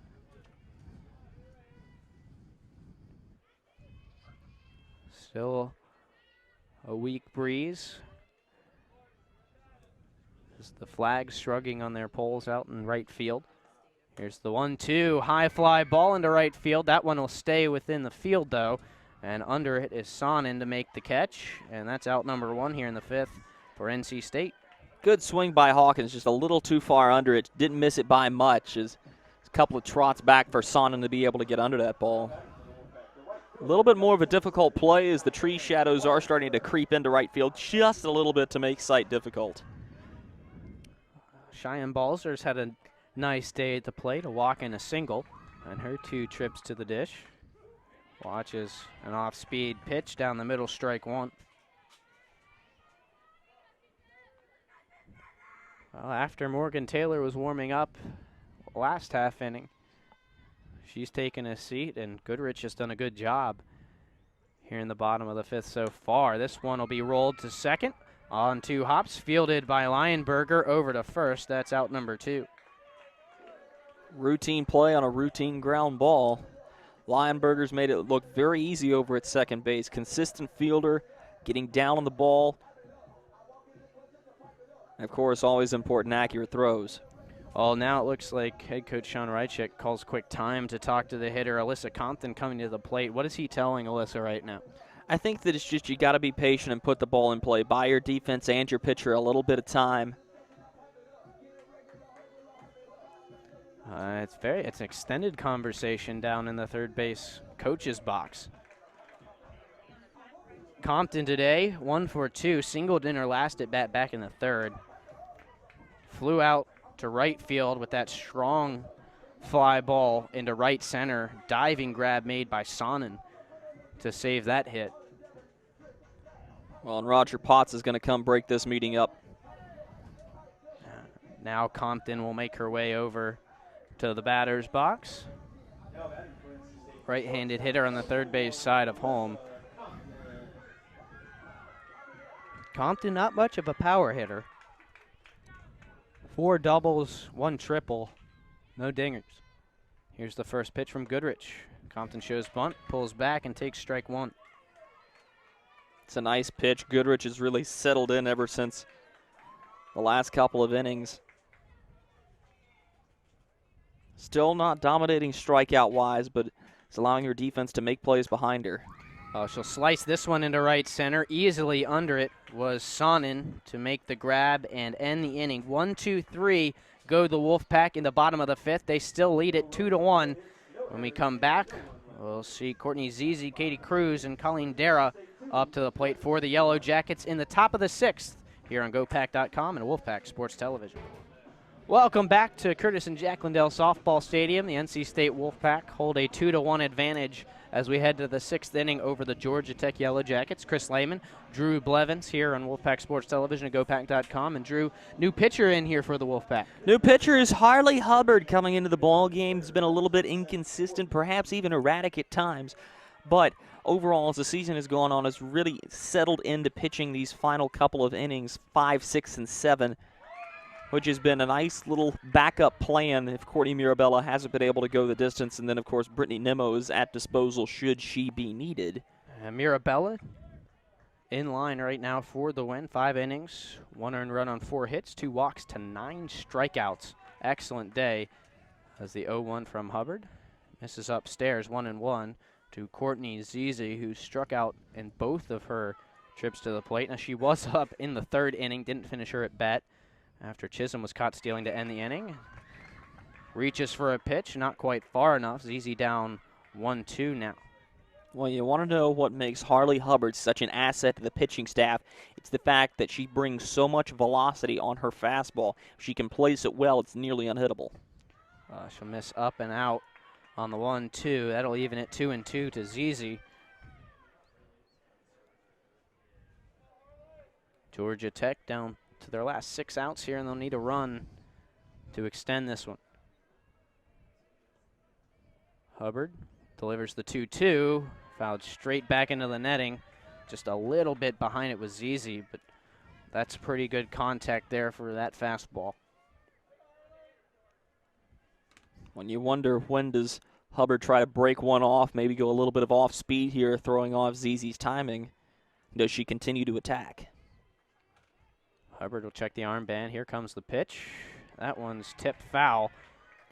And Hutchison just couldn't quite hold on to it. If she squeezes that, you get the strikeout. But ZZ just gets enough of the bat on it to disrupt that. Good at bat here for ZZ, too. She continues to battle fouling pitches back. This will be the 7th pitch of the at-bat. This is the first hitter that Hubbard has seen. She'll miss outside and upstairs. That runs the count full.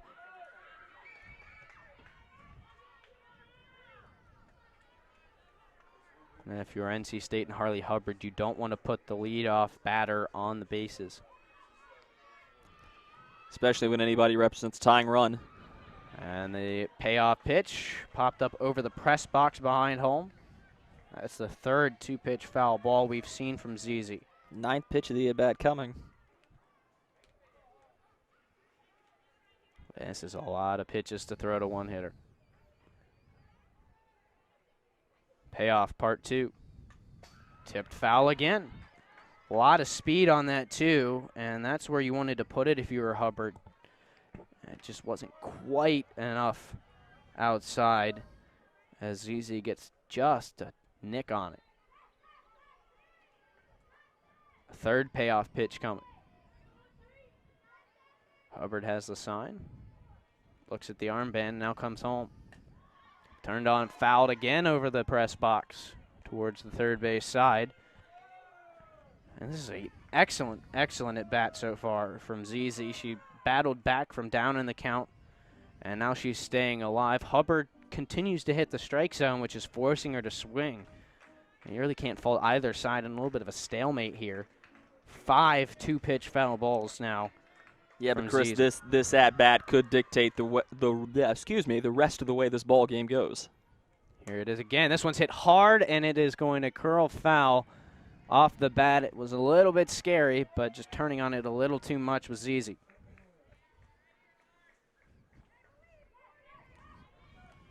$11 pitches already thrown in this at bat, and this is the first at bat for Hubbard.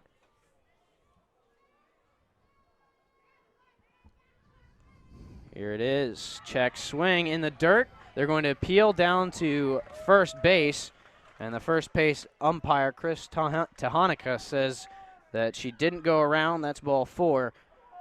And after 12 pitches, Courtney ZZ finally makes the stroll over to first base, and that was a well-deserved walk. Well, that's a moral victory for Georgia Tech as well.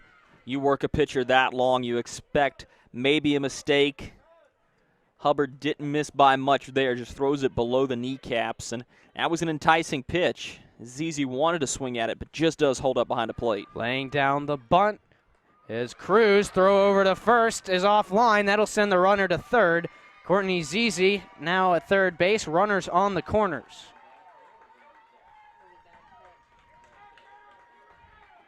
That will be an error on Burrows, the first baseman, who dropped a pretty good throw from the third baseman, Hawkins. That's a tough one. Burrows is normally so sure-handed. And now the tying run on third base with no outs. So 2 chances here where you don't even necessarily need a hit, just a well-placed fly ball to bring in a run. And it looks like we'll have a pinch hitter. We were just talking about Morgan Taylor warming up in the bullpen. The lefty will step into the batter's box now. First pitch from Hubbard, low and away. Caught in between first and second was Cruz, but Hutchison not going to risk the throw to bring a run home, and she'll just let Cruz stroll over to second base. Well, now you got 2 in scoring position, and Cruz is the go-ahead run standing out there on second base with nobody out. This is a big at-bat. 1-0, misses low and away. 2-0 now to Taylor. And now Head coach Sean Rychik will walk out to the pitcher's circle to have a conversation. Hutchison out there as well. How is he going to calm down his pitcher here? Because really, when you go back and look at it, the first at bat she throws 12 pitches and hits the strike zone on just about all of them, and just gets a little bit unlucky with a couple of misses.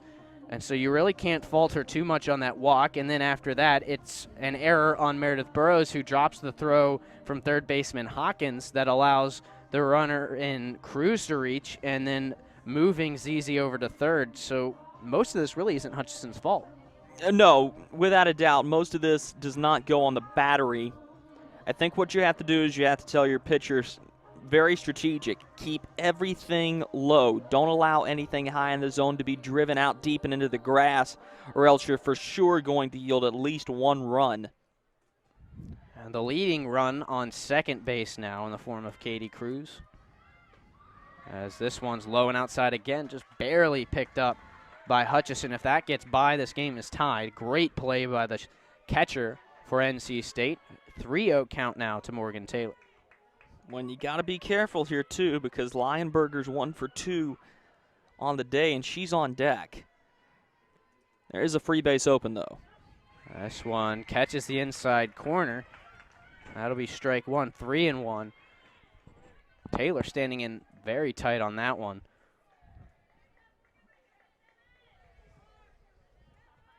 See what Hubbard has on the 3-1 infield in to try and avoid that.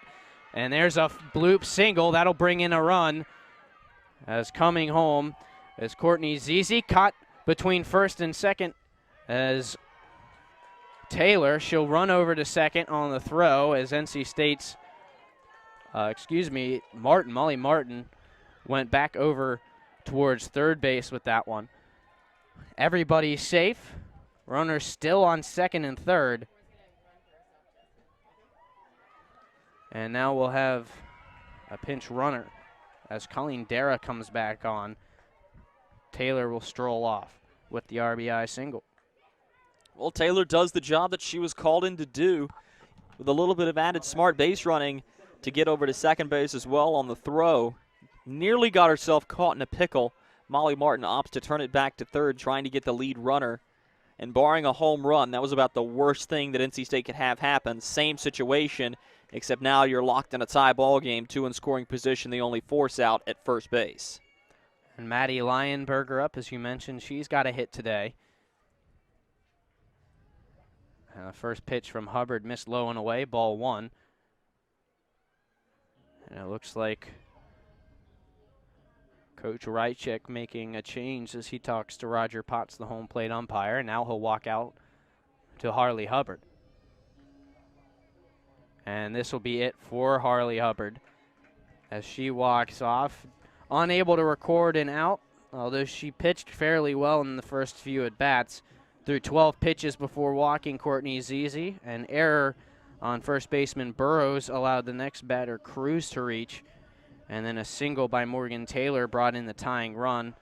And so now coming out, Brittany Nimmo will take over for Hubbard, and she's going to have a tough task here, Drew.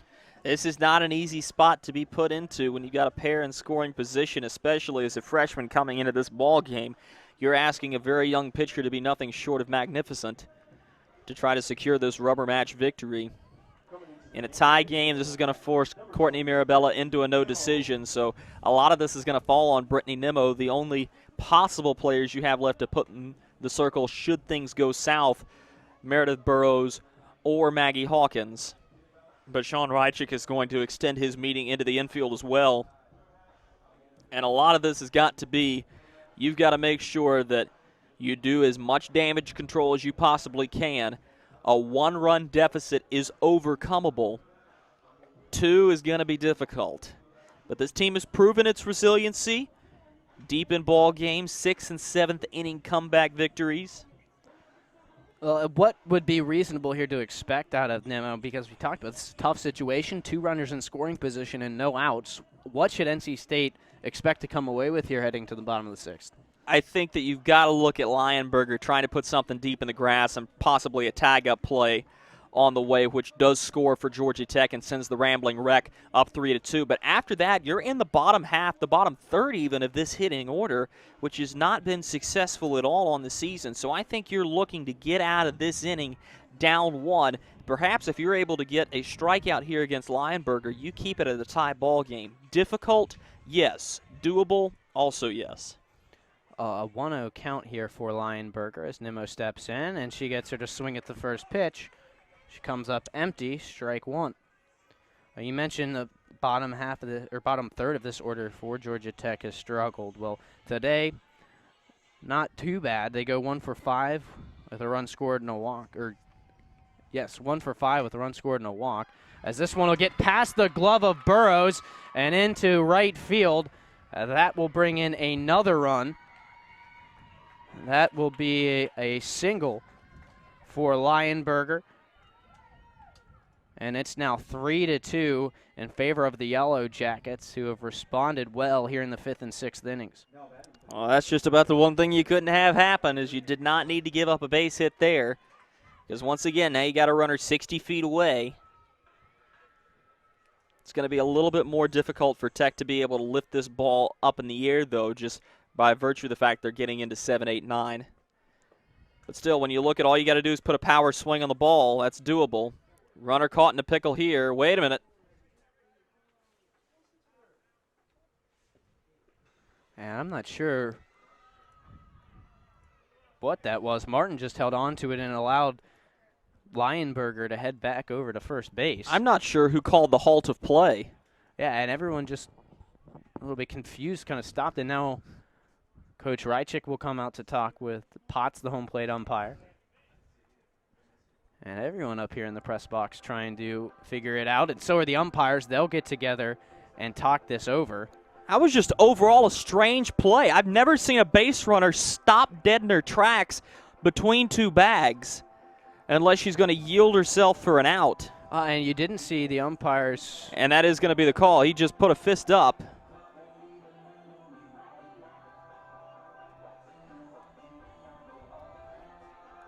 So it'll be a called strike on Sonnen. 0-1 count to the right fielder. Swing and a miss. That's strike 2, and now Lionberger is caught. And Martin really is just watching back the runner at third. And that's very crafty base running as well. 0-2 count now. Kind of like the gamesmanship there by Lionberger. She's getting about 50 feet down the base paths and then holding up. And this time they're just going to let her take it, as taking the pitch, the 0-2 pitch for a ball was Sonnen. And this time NC State just decided not to slow up play and give Lionberger the base. 1-2 count now for Draven Sonnen. That one misses high. That'll even the count 2-2. Nimmo cannot afford to let Sonnen slip off the hook here. And the only base runner left that is credited to Harley Hubbard is the one standing on third, and Colleen Dara, who took the place of Morgan Taylor after a single. This will be hit hard to the left side of the infield. That's another single, and that'll score 2 runs, as now heading over to second is Draven Sonnen, excuse me. That should be a single and an error, I believe, to score the second run. And that sends Sonnen over to second base. Darrow would have scored anyhow. Lionberger, though, comes home to score after out in left field. Ross bobbled the rolling ball. It's becoming a little bit of a nightmare for NC State here. And this one will be hit towards the shortstop, Compton. She's got a runner in Sonnen in a pickle between second and third. Over to Martin. And now she'll try and run down Sonnen. Back over to Compton, and that will do it for Sonnen on the base pass. That will be a 6-3-6 put out. Or excuse me, 6-4-6.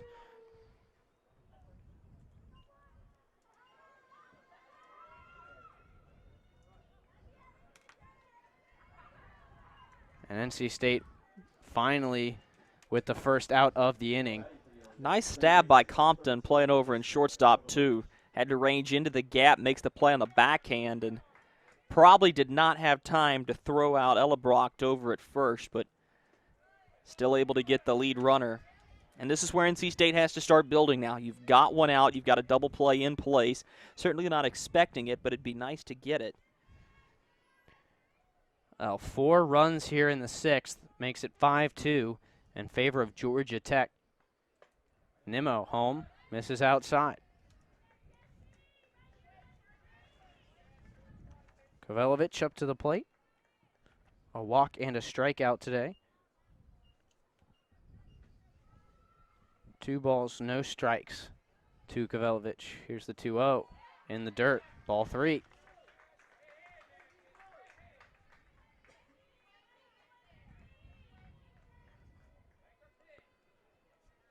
So Nimmo trying to work out of a little bit of a jam, still with a runner on and 1 out.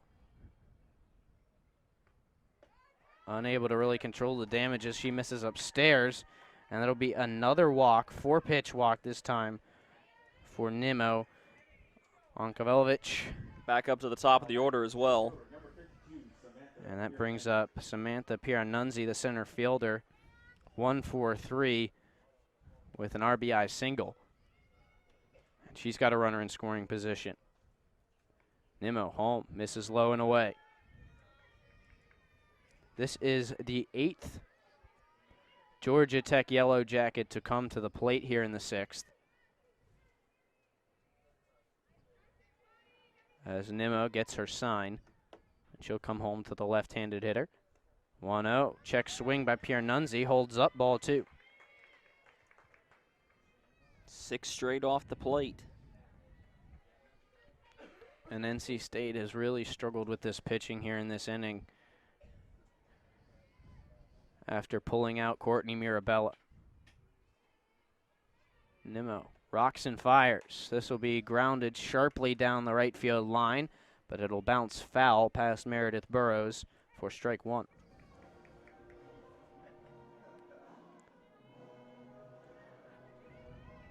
Runners on first and second for Georgia Tech, just 1 out here in the top of the 6th. 4 runs for the Yellow Jackets gives them a 5-2 lead. Chris Lehman, Drew Blevins here on GoPack.com and Wolfpack Sports Television. Check swing. Piranunzi takes inside on the corner for strike 2. That'll even the count at 2 apiece. Chris, the good news for the Wolfpack is they are going to, at least in their 6 outs in regulation remaining, get back to the 4-spot hitter, Hannah Summer. And that's if they went 6 out straight. Here's the 2-2, tipped foul behind home by Piranunzi, and she'll stay alive at 2-2. Kelsey Chisholm hoping for another chance at the plate here in the 6th. A single back in the 1st, walk in the 3rd, and a strikeout in the 5th for the Georgia Tech shortstop who waits her turn. 2-2 again. This one's waved over top of strike 3. First K for Nimmo today, and that is out number 2. NC State trying to hold this game as close as they can. They led 2-0 after the 4th inning, but since then it's been all Yellow Jackets with 5 unanswered. Nimmo misses outside on Chisholm, ball 1.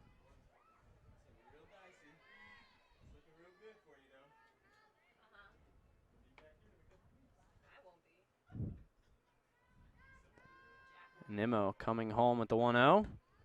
This is the outside corner by just a hair. 2-0. Courtney Zizi led off the inning for Georgia Tech with a 12-pitch at bat. She would eventually walk and come around to score. She waits for her 2nd appearance at the plate here in this inning. 2-0. Looked a little bit outside. Nimmo gets the call, though, 2-1. Now you got to start looking for the swing by Chisholm to try to put this ball in play. Nimmo has her sign and comes home. This will be tipped and rolled down towards the Georgia Tech dugout on the first base side. Well, even the count 2-2.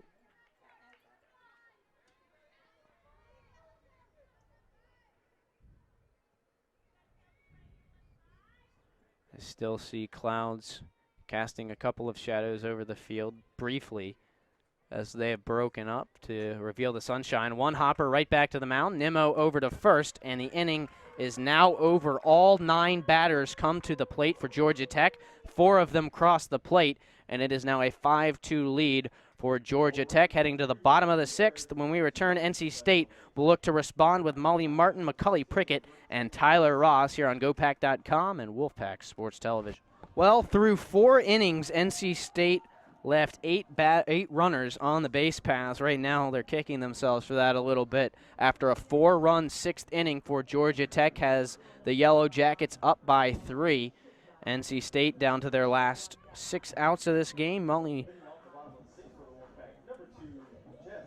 a pinch hitter will start off, the 6th inning. Jessica Moore, the freshman, a middle infielder, will take the place of Molly Martin,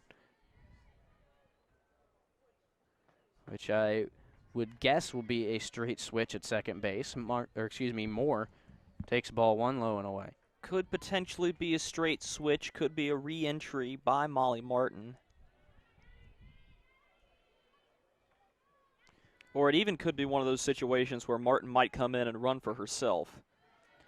And the second pitch misses low and away. Moore runs the count to 2-0. Prickett in the on-deck circle for NC State, 0 for 2.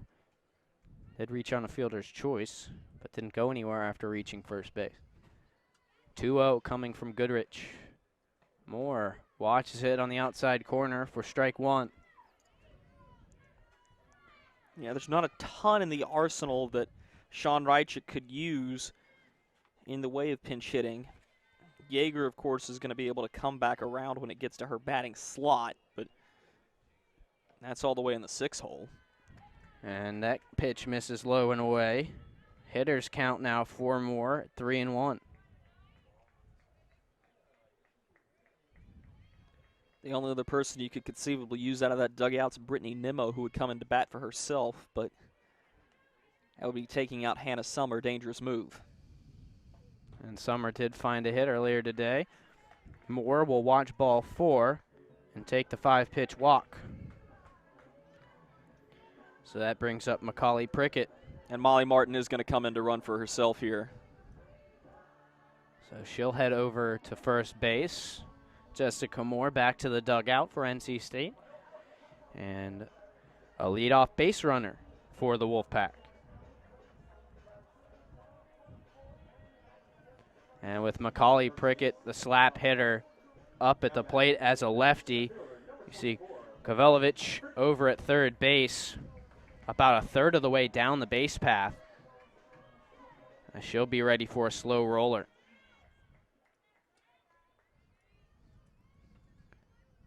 Shortstop Chisholm also playing in on the base paths. First pitch on the outside corner, called a strike. Everybody's charging in for that potential bunt. And Prickett does have some speed. I'm not so sure if I wouldn't try to pull this bunt right down the first base line.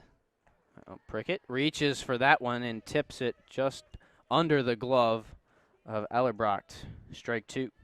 Well, now you got to get back into that slap hitting form to see if you can elevate one over Kovalovich.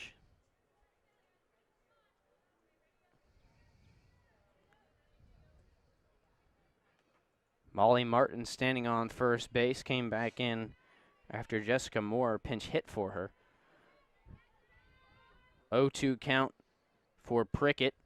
Goodrich home, reaching for it. Slow bouncing ball picked up and thrown to first by Kovalovich, and she's not in time. I'm not sure why. Maybe she doesn't let that ball roll a little bit farther. It may have rolled foul. She tried to beat out Prickett, but couldn't do so. Infield single. I don't think Macaulay Prickett could have thrown it out there any better. It's just a little 2-3 hopper, and I don't think it had enough spin to come back foul. Good hustle by Prickett, beats the throw by a step, and NC State's in business. Yeah, nice response to a 4-run top of the inning, as NC State's put their first 2 batters on base. And that brings up Tyler Ross, who could tie this with one swing of the bat. She homered back in the 4th inning. She'll watch strike 1 on the outer half. It's a dangerous pitch, too. Fastball, middle of the plate, between the belt and the knees.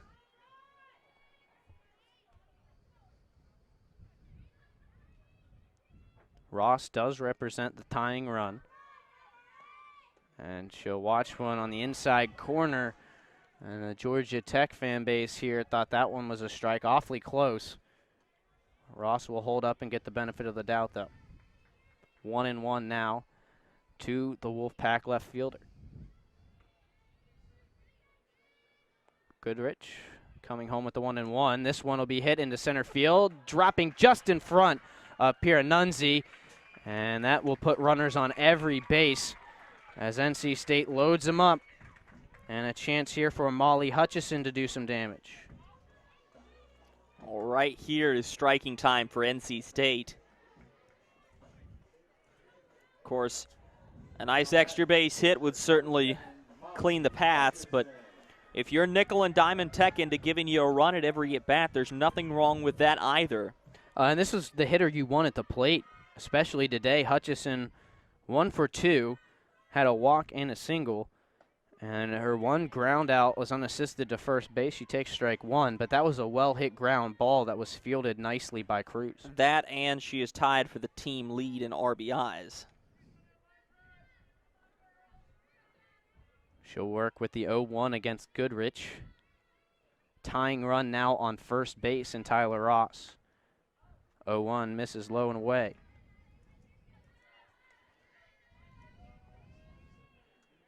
But this is a great position for NC State to be in because they have some good hitters coming up. Molly Hutchison, who we talked about here at the plate. Meredith Burrows will come up after her. And then, of course, Hannah Summer. That one dips below the bat. Hutchison maybe got a piece of it on the swing. Yeah, sounded like she might have nicked it. Count now 1 ball, 2 strikes to the NC State catcher.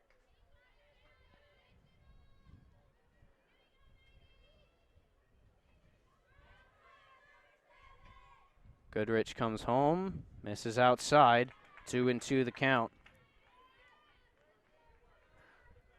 Got to be careful if you're Goodrich. You don't want to get too cutesy here.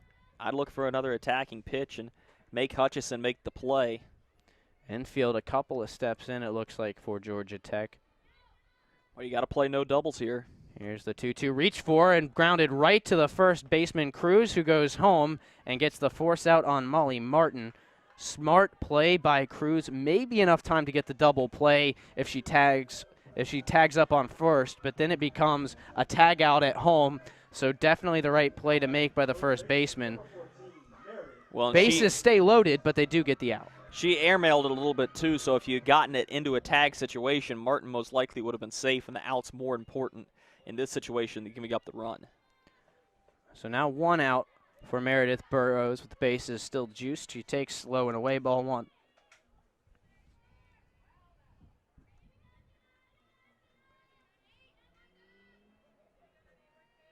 Hannah Summer, another dangerous bat with some power, waits on deck. 1-0 comes home. Well outside, ball 2. Burrows has been very patient today, has a pair of walks in back-to-back innings. Yeah, she certainly, while she can hit the ball and hit the ball hard, she's not opposed to taking a walk either. Incredibly cerebral player from Pikeville, North Carolina. Well, she watches another ball, and it's 3-0. If I'm Sean Reichik, I do not give her the green light here. I am making Goodrich throw a strike before I even consider giving Burrows the green. You look at the numbers in the last 3 at-bats, including this one for Burrows. She has seen 11 balls and just 2 strikes. Here comes the 3-0. Inside, there's the 12th ball, and that's the 3rd consecutive walk for Meredith Burrows. That'll bring in a run. NC State now trails 5-3, and the bases are still loaded for Hannah Summer. Tying runs also in scoring position now. Molly Hutchison has some speed for a catcher, so if this ball's in the grass, you know Tyler Ross is coming around to score, but I'm not so sure if I wouldn't go ahead and wave Hutchison in too. First pitch to Summer. It's on the outer half of the plate for strike 1. Summer 1 for 3. hasn't really shown her power yet today. Here comes the 0-1 from Goodrich, outside and in the dirt. That'll even the count, 1-1. But this has turned into an excellent day to play softball. Overcast, maybe still a little bit of sprinkles around game time, around start time, as this will be rolled to the shortstop, over to second, turning for 2, and that's the end of the inning as Hannah Summer grounds into a 6-4-3 double play. Georgia Tech out of a jam, giving up only 1 run, and we'll head to the final inning. The score, Georgia Tech 5, NC State 3. We'll be right back with more NC State softball on GoPack.com and Wolfpack Sports Television. Courtney Zizi will lead off for the Georgia Tech Yellow Jackets. Chris Lehman, Drew Blevins here at Curtis and Jack Glendale Softball Stadium, home of the NC State Wolfpack, and this rubber match between the Yellow Jackets and NC State. Right now, Georgia Tech a 5-3 advantage heading to the final innings. Zizi led off last inning with a 12-pitch walk before Georgia Tech put up 4 runs, Only 1 pitch to Zizi, though, on this at-bat, and she lines it through the left side of the infield for a leadoff single. But 9 batters came to the plate last inning for Georgia Tech. They scored 4 runs. That's given them the lead they have now, as Katie Cruz will step up. Brittany Nimmo still on the mound. Hannah Yeager took the place of Cheyenne Balzer last inning. Yeah, that's just a nice piece of hitting from Zizi once again. And Cruz will bounce this one on a bunt attempt off her lead foot. Left foot, foul ball, strike 1.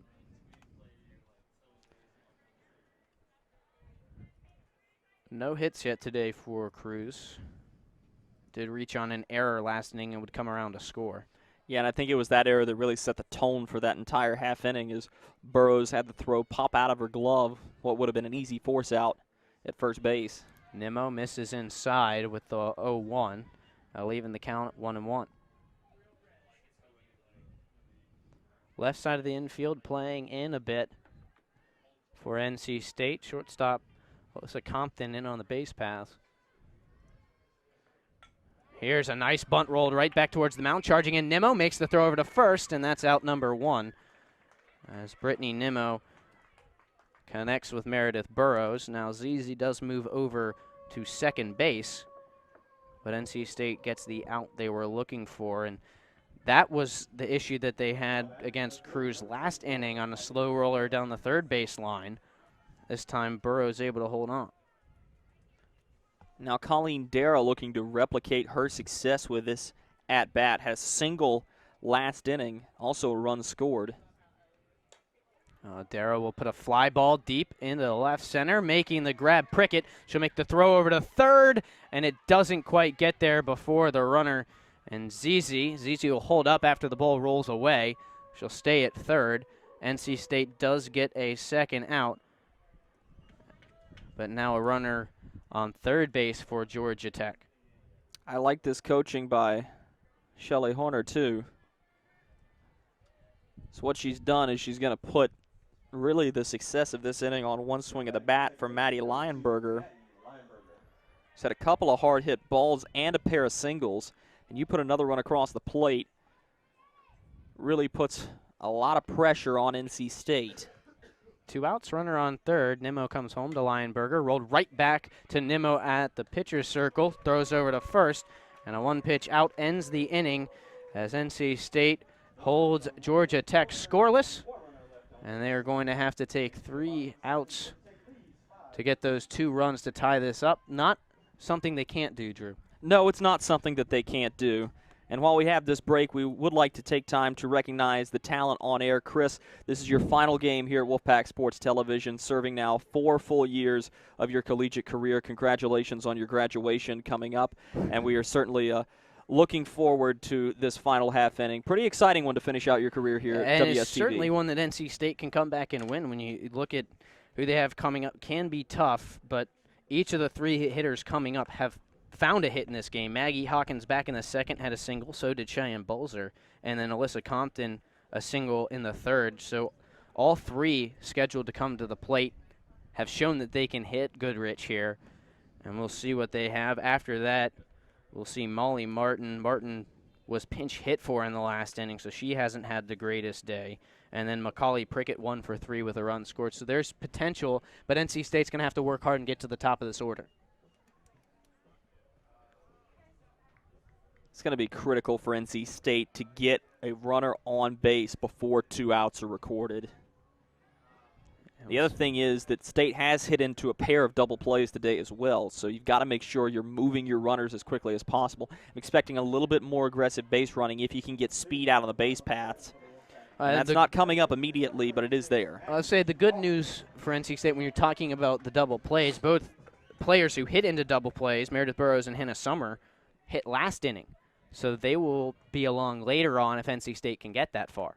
First pitch rolled right down the third base line, picked out over top of the third base by Kavelovich. The throw over to first, a great out on one pitch. That was a great play over at third base. That was an excellent play by Kavelovich, and she just scoops it up so calmly right in front of the bag. And that was tight on the line, too. That's not an easy play to make. And again, a solid throw across the diamond. So now Cheyenne Balzer comes up. NC State just 2 outs left here in their final home game here of the regular season. First pitch to Balzer. Catches the outside corner on the left-handed hitter. Strike 1.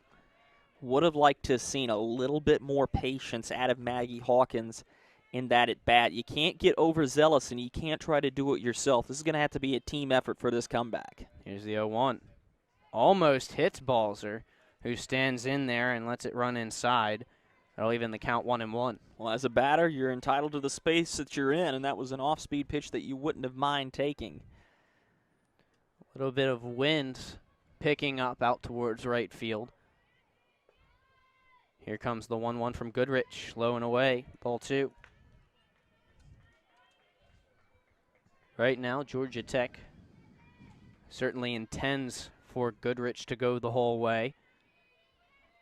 We saw Morgan Taylor warming up a little bit earlier, not in the bullpen right now, though. Here's the 2-1. Outside, a little bit high, too. 3-1. Balzer's certainly going to have the opportunity to swing the bat here, most likely with a hittable pitch, but I'm saying that if it's close, you might want to take this one and see if you're going to get the call from Roger Potts, who's had a tight strike zone all day. This one will be bounced high, but grabbed by the pitcher, Goodrich, and she'll throw over to first for out number 2. Last chance for the Wolfpack is Alyssa Compton, the shortstop.